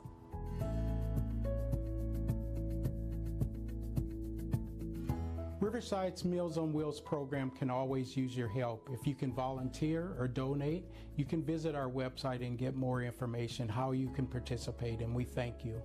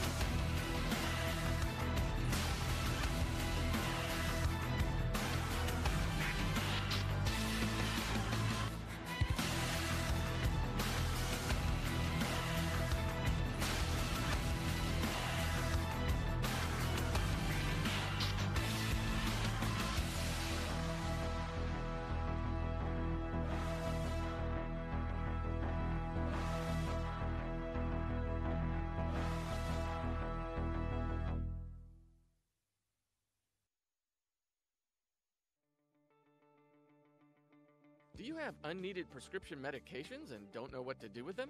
CVS Pharmacy and the Riverside Police Department have a safe and secure drop box located inside the Magnolia Police Station. This free and anonymous service keeps dangerous prescriptions out of the hands of children and abusers while protecting the environment through proper disposal. Most over-the-counter and prescription medications are safe to drop off, however there are some restrictions. Items such as thermometers, inhalers, aerosol cans, ointments, lotions or liquids, and needles and sharps must be disposed of elsewhere. And please, residential clients only. This service is not for businesses to dispose of their medical waste. Help the City of Riverside keep dangerous prescriptions out of the hands of children and abusers by disposing your unneeded drugs in a safe, secure, and environmentally friendly way.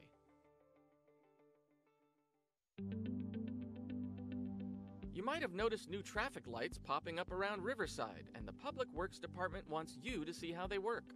First of all, you'll notice the new left turn signals consist of 4 lights: a red arrow, a solid yellow arrow, a flashing yellow arrow, and a green arrow.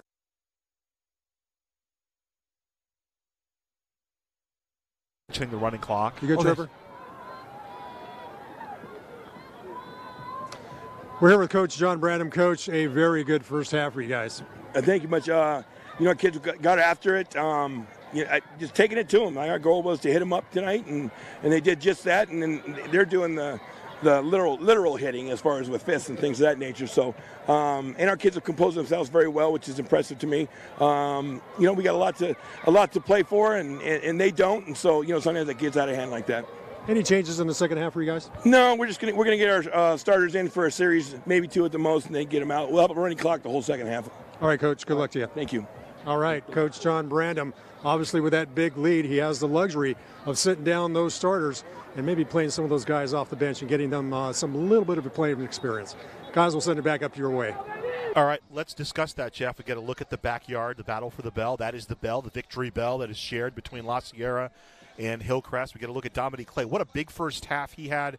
14 carries for Dominique Clay, 103 yards, and four touchdowns, tying the as Scott Brooks always talks about, the Al Bundy record.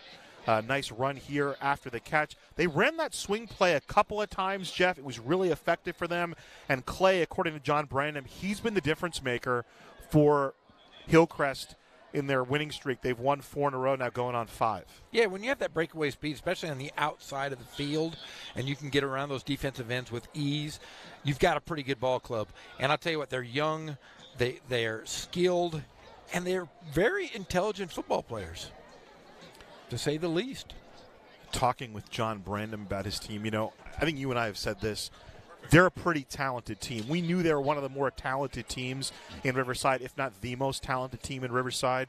And what he actually said to me, he talked a couple different things, and as we look at the first half numbers for both teams, he said, first of all, that his senior group, this group, has been special to him. He kind of got a little bit emotional when talking about him, that it's 4 years, they've been here with him since they were freshmen, and it's been one of the better senior groups he's been around.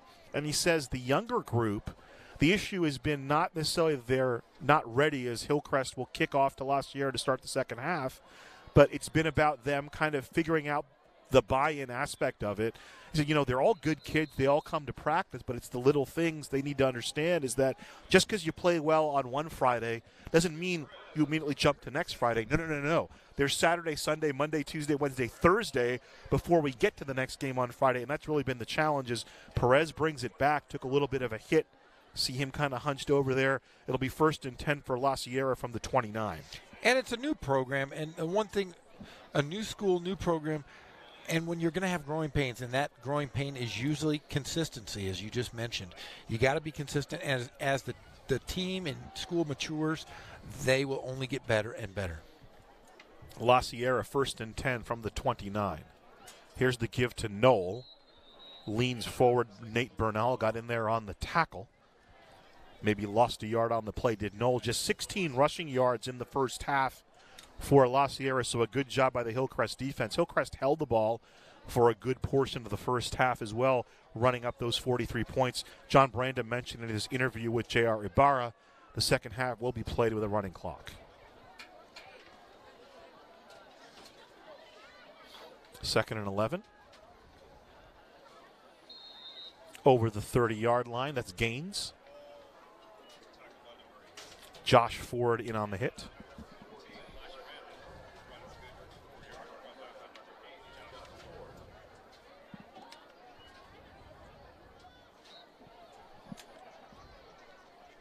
Bryce Poppy in the first half, Jeff, 3 of 12 through the air for 51 yards, but did eclipse 3,000 yards for his La Sierra career. 2 seasons of varsity play for the senior QB. 3rd down. Complete to Serrato. 1st down. Oh, they'll say he was out at the 37, which leaves him short of the 1st down. So 5 yards on the play will bring up 4th and 2. And it looks like they're going to keep Poppy in. They're going to go for it here in 4th and 2. And might as well. It's a running clock. It's not going to hurt you too much. Go for it. They marked him to the 38, and they're going to call it 4th and 1.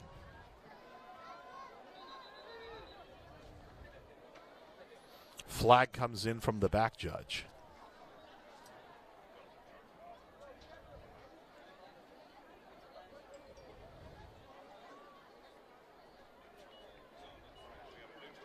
So it'll be offside. 10th penalty on Hillcrest.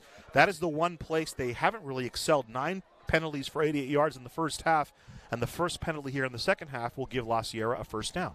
Yeah, I'm sure they're going to have to really work on that here in the next 2 weeks before they get going into playoffs. Like I said, close games, you can't make mistakes, especially mental ones. Perez to the near side. Thomas split out to the far side. Here's Serrato in motion. Option fake to him, and down goes Poppy. Making that play again, Josh Ford blows it up from his linebacker position. 8-yard loss on the play.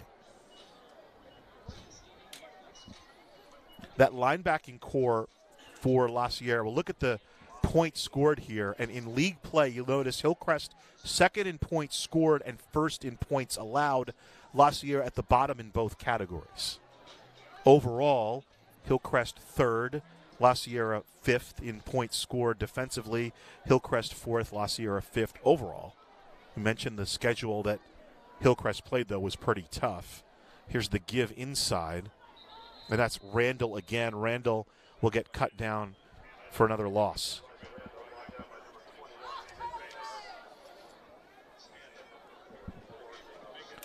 Mentioning the linebacking core, they're all seniors. Josh Ford, Eric Rivera, Christian Murillo.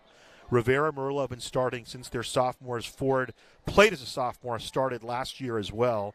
And they've not only been leaders on the field for Hillcrest, Jeff, but Coach Brandon credits them with kind of doing some of the peer counseling off the field, if you will, as well. And you have to. When you have young guys, young skilled guys, you want to show them how it's done, and you want to continue the... Third and long, and a nice catch will be close to a first down. And a great play there. That's Randall who makes the catch in the middle of the field, and I'm wondering why the Eagles haven't tried the middle of the field. They've made a couple of nice plays in the middle of the field, have the Eagles. So it'll be 4th and 1. Yeah, those linebacking core, you know, you're starting really a tradition here of winning, and you want to continue it. And by teaching, you look at the Hillcrest starters, and they're all sophomores, juniors, peppered with a couple seniors. You want to teach them to be not only great athletes, great teammates, but great individuals. And so that's just building a program. And we've seen it at Centennial. We see it at Norco. We've seen it here at Norte Vista. Coach Branham and his staff is kind of essentially doing the same thing. 8 returning starters for Hillcrest on defense, 5 of them being seniors, which mean they're going to have 3 guys next year coming back still. And then they have a couple of those sophomore guys, Manny Robert, Xavier Banks on the corners, who are back next year. Ryan Howard's back as well. He's kind of rotates in every once in a while at defensive back. So they'll have some players available to them next year as well. Yeah, 4 sophomores on that defense. A couple juniors and the rest seniors, like you said. Some confusion with the chain gang. They moved like it was a first down. It wasn't. It was 4th and 1. You need your guy Yancey Dotson in every game, Jeff. Because when he runs those chains, there's no it is efficient. Efficiency is Yancey, efficiency Dotson. 4th and 1, down the field. Incomplete, and the ball will go over on downs to Hillcrest. Oh, another update. We have an update here in the River Valley League. Mm-hmm. The Ramona Rams, 51. The Jags of Jurupa Valley, 0, with 5:25 left in the third. Wow. So Ken Mashinsky's team hitting their stride. And it's interesting, talking with John Brandon, he was very complimentary about Ramona. He said he feels they could make a run in their division for the playoffs. Yeah, I'll tell you, Ramona has really, the biggest surprise to me in the entire area is Ramona. Defensively, they don't make mistakes. Coach Mashinsky has everybody buying into the program. And I'll tell you what, they're playing really well, and they got a big one next week versus Norte Vista. That's for second place in the River Valley. 1st and 10 from the 48, flinging it to the outside, complete. And tackled in La Sierra territory. Keontae Clay makes the reception. A couple other local scores. North High School down 20-7 at half to Orange Vista. Orange Vista, their offense is fairly explosive. That's not bad if they're holding them to 20 points. Then Norco 44-0 over Roosevelt at halftime. Payne got time. Now he'll just run. Payne weaving, getting to the outside. And Payne will just slide down to the 31-yard line, pick up 17 yards on the run. Payne now rushes for 36 yards to go with his 189 yards passing. Yeah, and at the half, I have another score. Santiago 45, Corona nothing. Say it the way you're supposed to. No, you won't say it that way. No, I can't say it like that. My family will disown me. From the 32, so a 16-yard run officially for Cameron Payne. 1st and 10, and Hillcrest is just clicking. They're just moving the ball down the field. Payne, little tunnel screen. This is Perez. Spins off the first tackle. He's on his scooter to the outside. He dives to the inside. So Perez will be up to about the 13-yard line. 19 more yards for him through the air. And one more Riverside score, and that is Martin Luther King is down to Centennial at the beginning of the third quarter, 66-0. Those evil Empire guys. The Sith Lord, Matt Logan. Here's the give to Clay. Clay fighting through traffic into the end zone. Touchdown. 5th touchdown run of the evening for Dominique Clay. Now, does that get him the Al Bundy record? Now, we had a correction. Al Bundy, it was 4. It wasn't 5, so he's broken the Al Bundy record. He's got 5 touchdowns. I think that's the best performance we've seen here on Riverside TV this year, though. Does that give him? Does he get to wear a sweatshirt for the rest of his life saying I scored 5 touchdowns?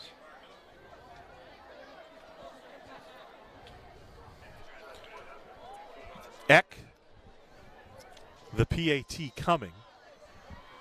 It's a good point. Did Malesio ever have? How many was the most Malesio ever had? 17. Yeah. Well, he had 56 on the season. Yes. So 56 divided by 14, he averaged 4 per game. Yeah, I think he eclipsed that. In fact, I want to say there's a school in Orange County in the playoffs, and I think he had 7. I think they put up, the score was like 70-something to 68 or something, but he was a beast. So 4 plays to move 48 yards, and a touchdown makes it 50-0 as the clock runs. As Hillcrest very much in control. John Brandon said he'd have his starters out there for one more series, and now he'll probably clear his bench. As basketball term, but you know what I mean. 50-50 guys.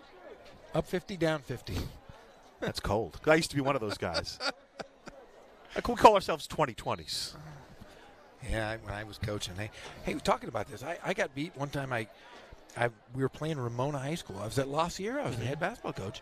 And I was all excited to go back to Ramona. They had a banner. Your alma mater, of course. Alma mater. And they proceeded to beat me by, the score was 110-30. That's ruthless. Yeah, I said, thank you. It's really nice to be back, guys. Really appreciate it. The ball fielded at the 35-yard line by La Sierra. That's where they'll start. They're down 50-0. Pleasant memories for the Eagles. Last year on October 20th, they knocked off Hillcrest 21-13. 378 total yards for the Eagles, 326 for Hillcrest. They held Hillcrest scoreless in the second half and came up with a couple of picks on defense in wresting the bell away. Now the bell looks like it's going back to Hillcrest unless something very outlandish occurs over this last 13 minutes and 25 seconds. Poppy throwing. Complete to Perez. Perez will lunge forward to about the 38 for 3 yards. So Poppy now 6 of 16 through the air for 76 yards. Perez with his second catch, Sergio Perez, not to be confused with musical legend Sergio Mendes. Old Serge. It's 50-0, Jeff. I got to reach for something. You didn't get a Seinfeld reference. We got a Larry David reference in tonight. Curb Your Enthusiasm. 2nd and 7.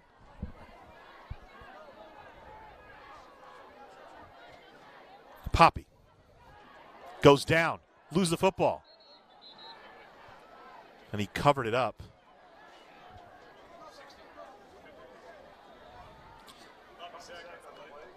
Ezekiel Holiday was the first man to him.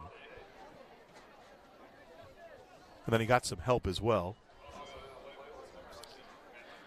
Well, last week, Hillcrest was dominant, and Ramona wasn't. Ramona was also. La Sierra wasn't. So Hillcrest now has scored 92 unanswered points. How about that? That's pretty impressive. And if you go back to the Ramona game, they scored the last 14 points of the game. So 106 straight points without being scored on as the third quarter comes to an end. That's better than AC Green. That's true. You know what I'm more impressed with? Is that you did that math so quickly. Were you a math guy? I was a bookie. No, I wasn't a math guy. I'm a humanities guy. But my beloved uncle, who just had a birthday in October, I was struggling in algebra. So we were watching Jimmy the Greek, and he's teaching me algebra watching Jimmy the Greek, a little 10-year-old kid. We'll switch sides of the field. Fourth quarter begins 50-0. As far as La Sierra goes, we mentioned it earlier, Division 12 playoffs, there are 46 teams in Division 12. There are 10 teams already, as we look at the schedule for La Sierra. 10 teams in Division 12 already have 6 wins or more. So obviously for La Sierra right now, it looks like the most wins they'll be able to amass is 6. 6 puts them on the bubble.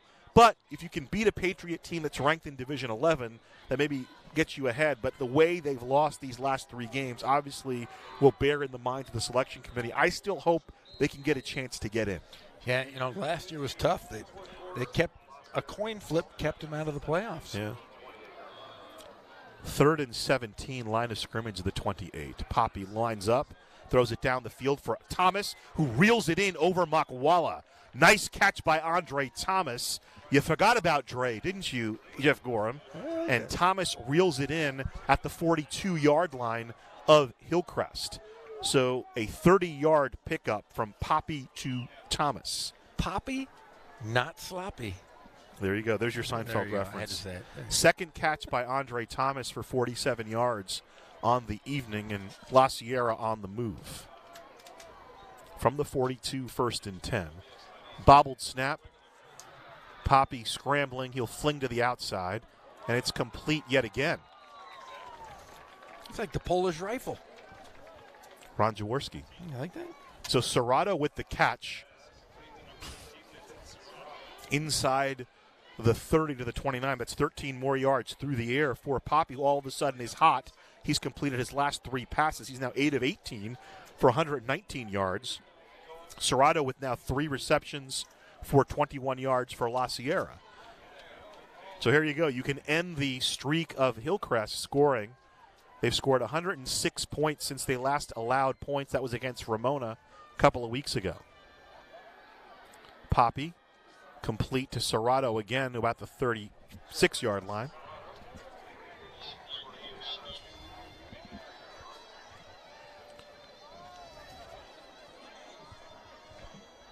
So Serrato with his 4th reception. The ball sitting at the 25-yard line of Hillcrest. You know that John Brandon and his defensive coordinator Michael Castro want the shutout. So this is going to be big right here. 2nd and 8 from the 26. Makwala still out there. The defense, for the most part, the starter, a couple of guys have been replaced. But for the most part, starters still out there for Hillcrest. Here's the throw down the field. Knocked away. Bernal on the coverage for Hillcrest will make it a 3rd down. Looked like Wheelwright was the receiver in the pattern. Yeah, it was. That snaps a string of 4 straight completions for Poppy, but that said, Poppy now has completed 6 of his last 8 passes. 9 of 20 for the ball game. Yeah, a great arm. I mean, he just throws a good ball.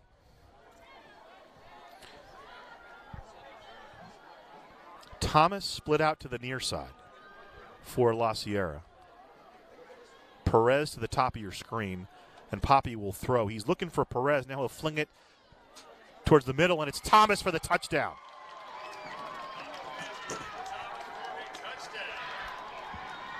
Andre Thomas with a 26-yard reception. And Poppy now with his first touchdown in 4 weeks. Last 2 games he'd been held without a touchdown pass. Thomas latches onto that one here with 8:41 to play. Yeah, beautiful ball there thrown. Great catch by Thomas. And I'll tell you what, we were talking. If I was to pick a core of guys to play a Sandlot football game, Bryce Poppy would be my number 1 guy. Oh, yeah. That makes sense. Never pick a running back in a street game of football. Right. That's fair.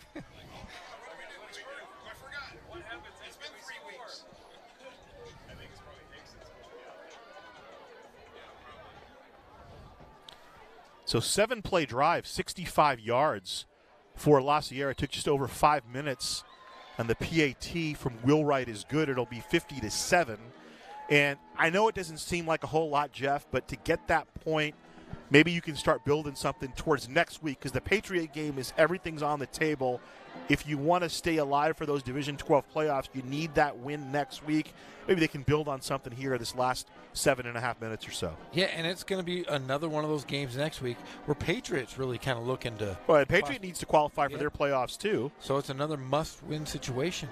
I don't know if you noticed this, but when he just kicked that PAT, I think he might have hit our camera. Oh, wow. Hopefully he didn't hurt it. I hope not.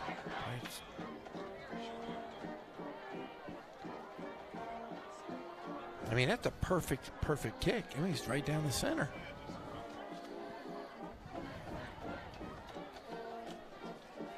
There it is. Look at this. Watch this. Watch. Watch the Bingo. movement. Watch the man. See, look at that. Oh, hit the camera.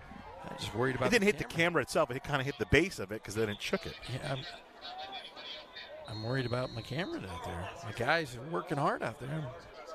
That camera's like $15 million. City Riverside owns it too, so yeah, it's tough. It's an expensive camera.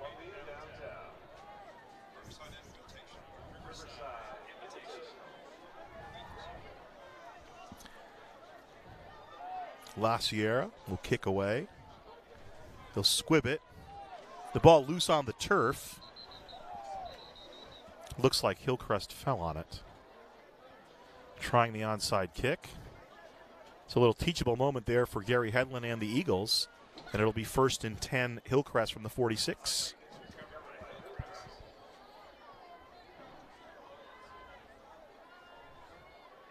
And now wholesale changes for Hillcrest.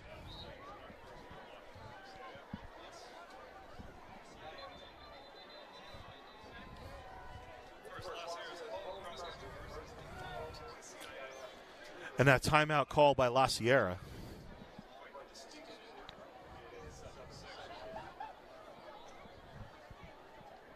So on a running clock, I guess a timeout will actually time out. Timeout stops the clock.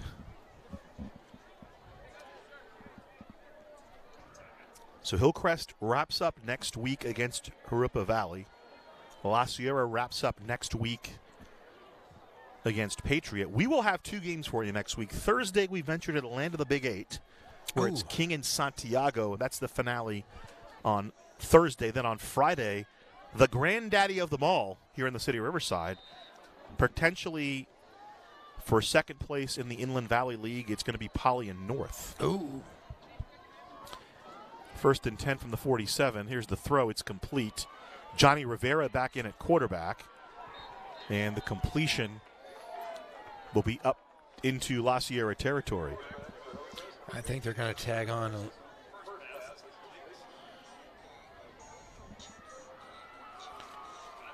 I think there might have been a late hit. Let's see what they call.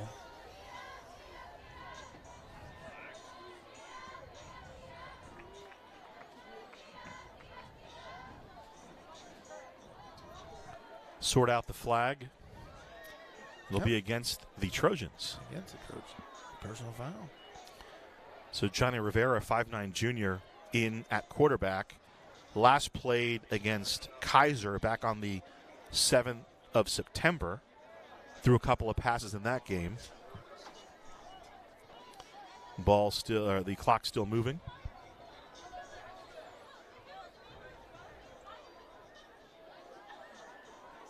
Some of the JV guys getting an opportunity now for Hillcrest to maybe show the coaches something. You never know. Extra players needed for the playoff run.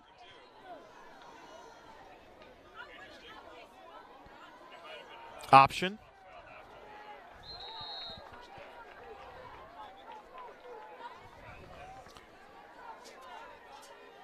Angel Ruiz with the carry for Hillcrest. Clock continues to move. 50-7.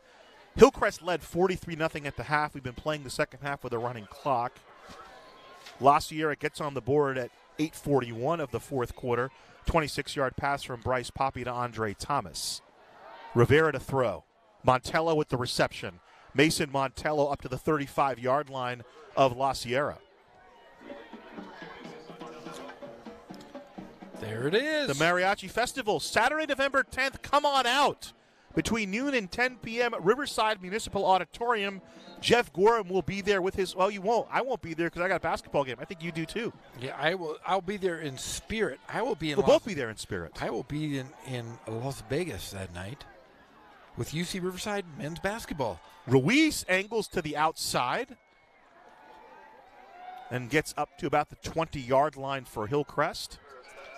But I am thinking about canceling my trip just to attend the Mariachi Festival because I'm shaking right now. I got some grooving. I'm telling you, man, I love the Mariachi Festival more than anything. Montello split out to the bottom of your screen. In the near slot is Daniel Parra, senior. Aiden McKell to the top of the screen. Here's Rivera. Fade, McKell one-on-one, incomplete.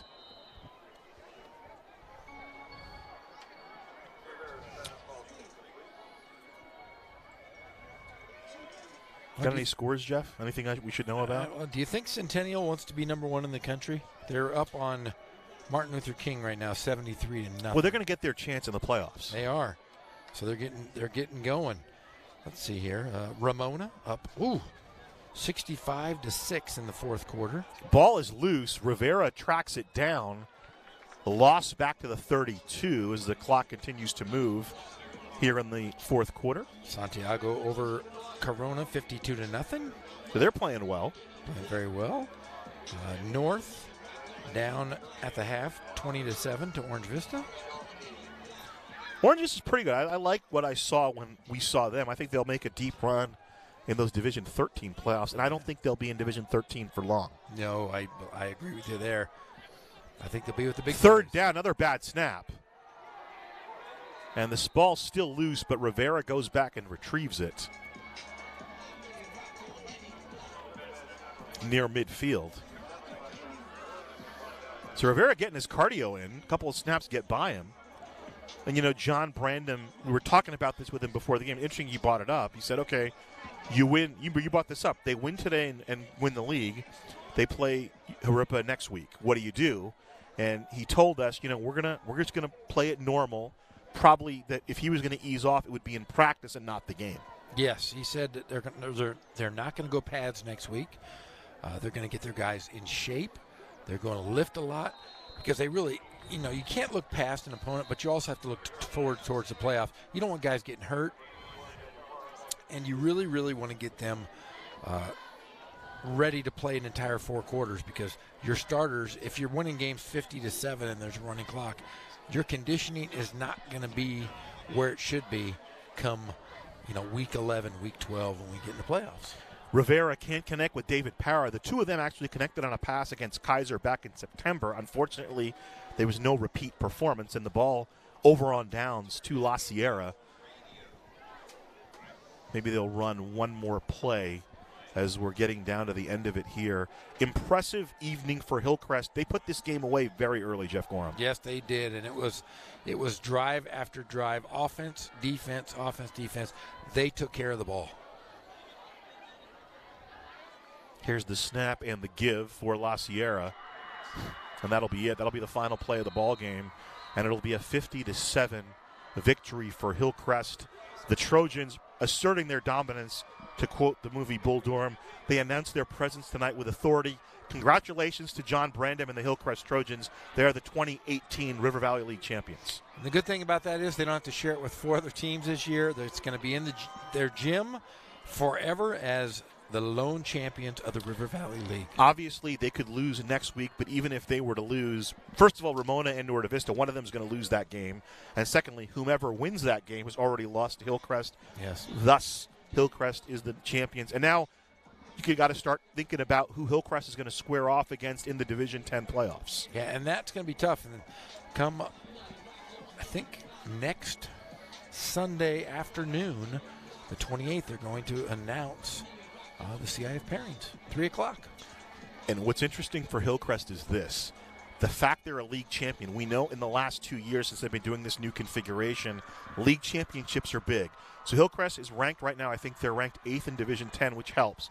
But the fact that they're a league champion probably nets them a home game in that first week. Yeah, and it'll get them a good seed, a home game like you said, and really a very good path for a possible CIF championship. The bell will go to Hillcrest. After residing with La Sierra for a year, the Trojans reclaim the victory bell. And to talk about that victory soon, I think we'll have J.R. Ibarra down on the field with head coach John Brandom. I don't see that. They're working it out right now. How about this tonight? Dominique Clay, unofficially I have him 15 carries, 116 yards, 5 touchdowns. So over his last 3 games, 48 carries, 289 yards, and 12 touchdowns for Dominique Clay. Remember, he missed the Ramona game. We're down on the field to J.R. Ibarra. Coach, with this victory tonight, essentially you are now the league title champion. Nice. That's really nice. This team's come a long way this year. I'm really proud of these guys and just how they've, I've been doing this a long time, my 20th season as a head coach, and this is one of those special groups of guys that has just gelled together and come together, and really special group of seniors that we just hope we can just keep this thing going as long as possible. Now, I know, from what I understand, it's been nearly 20 years since you've had an outright title. Oh, geez. Not that we're dating you. All right, yeah, geez. Yeah, it's been a while. Yeah, we've come close a few times back in the Big 8 with Corona, but yeah, it's really nice to just be the outright champion. Next weekend, you have a team that obviously has had its challenges. What do you do in preparation now for CIF? Weeks like this and weeks like that, we just we concentrate on us more than anything, and just get better at what we do. I think going into the playoffs, we've got to be in great shape, so we're going to run the dog poop out of them. So we're going to use it as a get well week, and in our preparation aspect of it, obviously we're going to play the game, but we got to just get ready for the playoffs. And I got a lot of respect for the coach over there at Hoopa Valley. So. What's really impressive, 2 of your key guys are sophomores, so you got this power attack for the next couple of seasons. Yeah, I can't tell you how much they've grown, especially Cameron. He's going to be a special one. We get his academics straight and get him going in the right direction. There, he's the sky's the limit for him. And I'd say the same thing about number 5 too. I mean, he's turned the corner. We've been out without him a few times this year. He's had to learn some hard lessons, but he's a great kid, and he just needs some adjustment. That's all. All right, Coach, so we're ringing that bell, so you got to go join the celebration. Thank you. All right. So obviously a very hard-fought victory that turns into a league title here for Coach Brandom. And they could kind of maybe sit back and ease up just slightly next week against Hoopa Valley in preparation for CIF.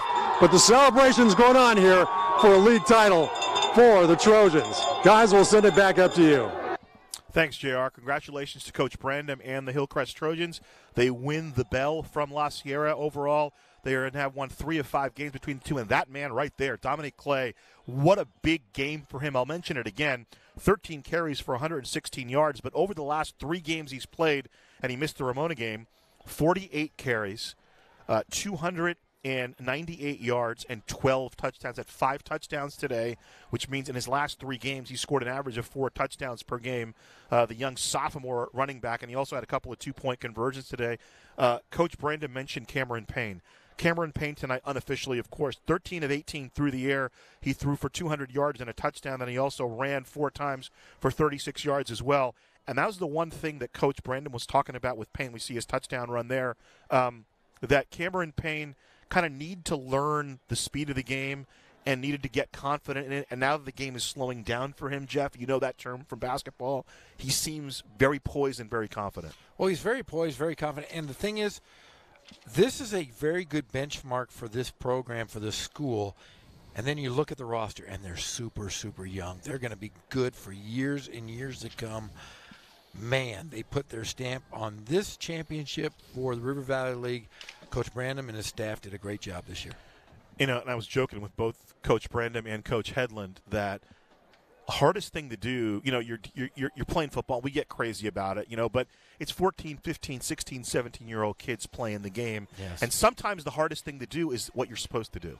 Yes. You know, Hillcrest is supposed to win this game. They're playing really good football. La Sierra really was struggling a little bit right now. They were supposed to win this game. Sometimes those teams don't win these games. Hillcrest came out. They knew what they had to do. They executed early, and they took care of business. You know, we were joking about how they needed to settle all business today. They settled it. Not only did they settle it, Jeff, they settled it very early. They jumped. They ran out to a huge lead early. No, they settled it the very first possession.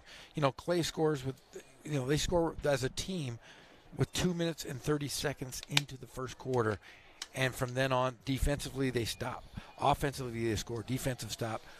They won this ball game basically as they walked onto the field. Congratulations also to Bryce Poppy of La Sierra. He now has over 3,000 yards for his career. He was 10 of 21 for 149 yards through the air and the lone touchdown that he threw to Andre Thomas. And what I was impressed by was the fact that at halftime he was 3 for 12. And in the second half, he completed 7 of his 9 passes and ended up putting the ball on the board. We get a look at the 2018 River Valley League champions, the Hillcrest Trojans. And Bryce Poppy showed some poise. Hopefully that carries over for La Sierra next week. They can get the win against Patriot and maybe get into that Division 12 playoffs. Yeah, and he's a gunslinger. He's fun to watch. Coach Headland really does have this program going in the right direction. Remember when he took over, they were pretty much winless for year after year.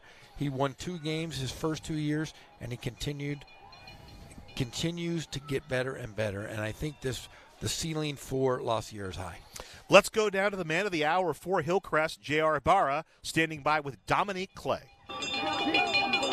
Dominique Clay, a real dominant game tonight. What was the key? What was the thing that you came in with the mentality for tonight? All gas, no brakes, and that wasn't just me. That was for the whole team. I mean, you know, football is a team game, and it's a practice sport, so if you don't practice hard, then nothing's going to happen. Everything went right for you guys tonight, especially on the ground. Yes, sir. Man, it's just because we're a young team, kind of, but we got some old players that can get down and dirty. Now that you've won a league title, obviously you're looking at CIF. What's in the mindset right now? Keep working hard and don't give up. That's it. All right.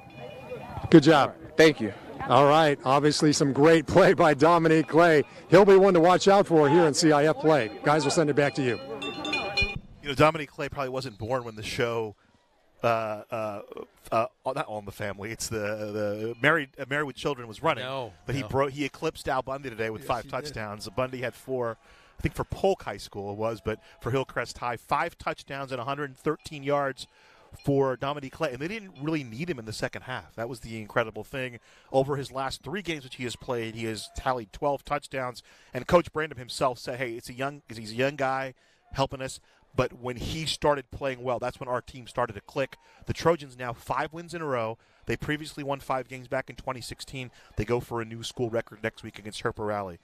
Jeff Gorham, final thoughts. I'm telling you, I just think playing that tough schedule preseason really catapulted this Trojan offense and defense. You know, you play against Nordavista every year. You play against Grand Terrace. Those schools are very good football teams, and they did it with ease. And they did it with ease as each week went on. They got better and better. So Hillcrest, I expect big things from them from here on out. Maybe I'll see a championship in the midst. Congratulations again to Coach John Brandon and the Trojans of Hillcrest. They are your 2018 River Valley League champions. For Jeff Gorham, for J.R. Ibarra, for our entire award-winning Riverside TV crew, my name is Ghazal Hassan. We'll talk to you Thursday. So long, everybody.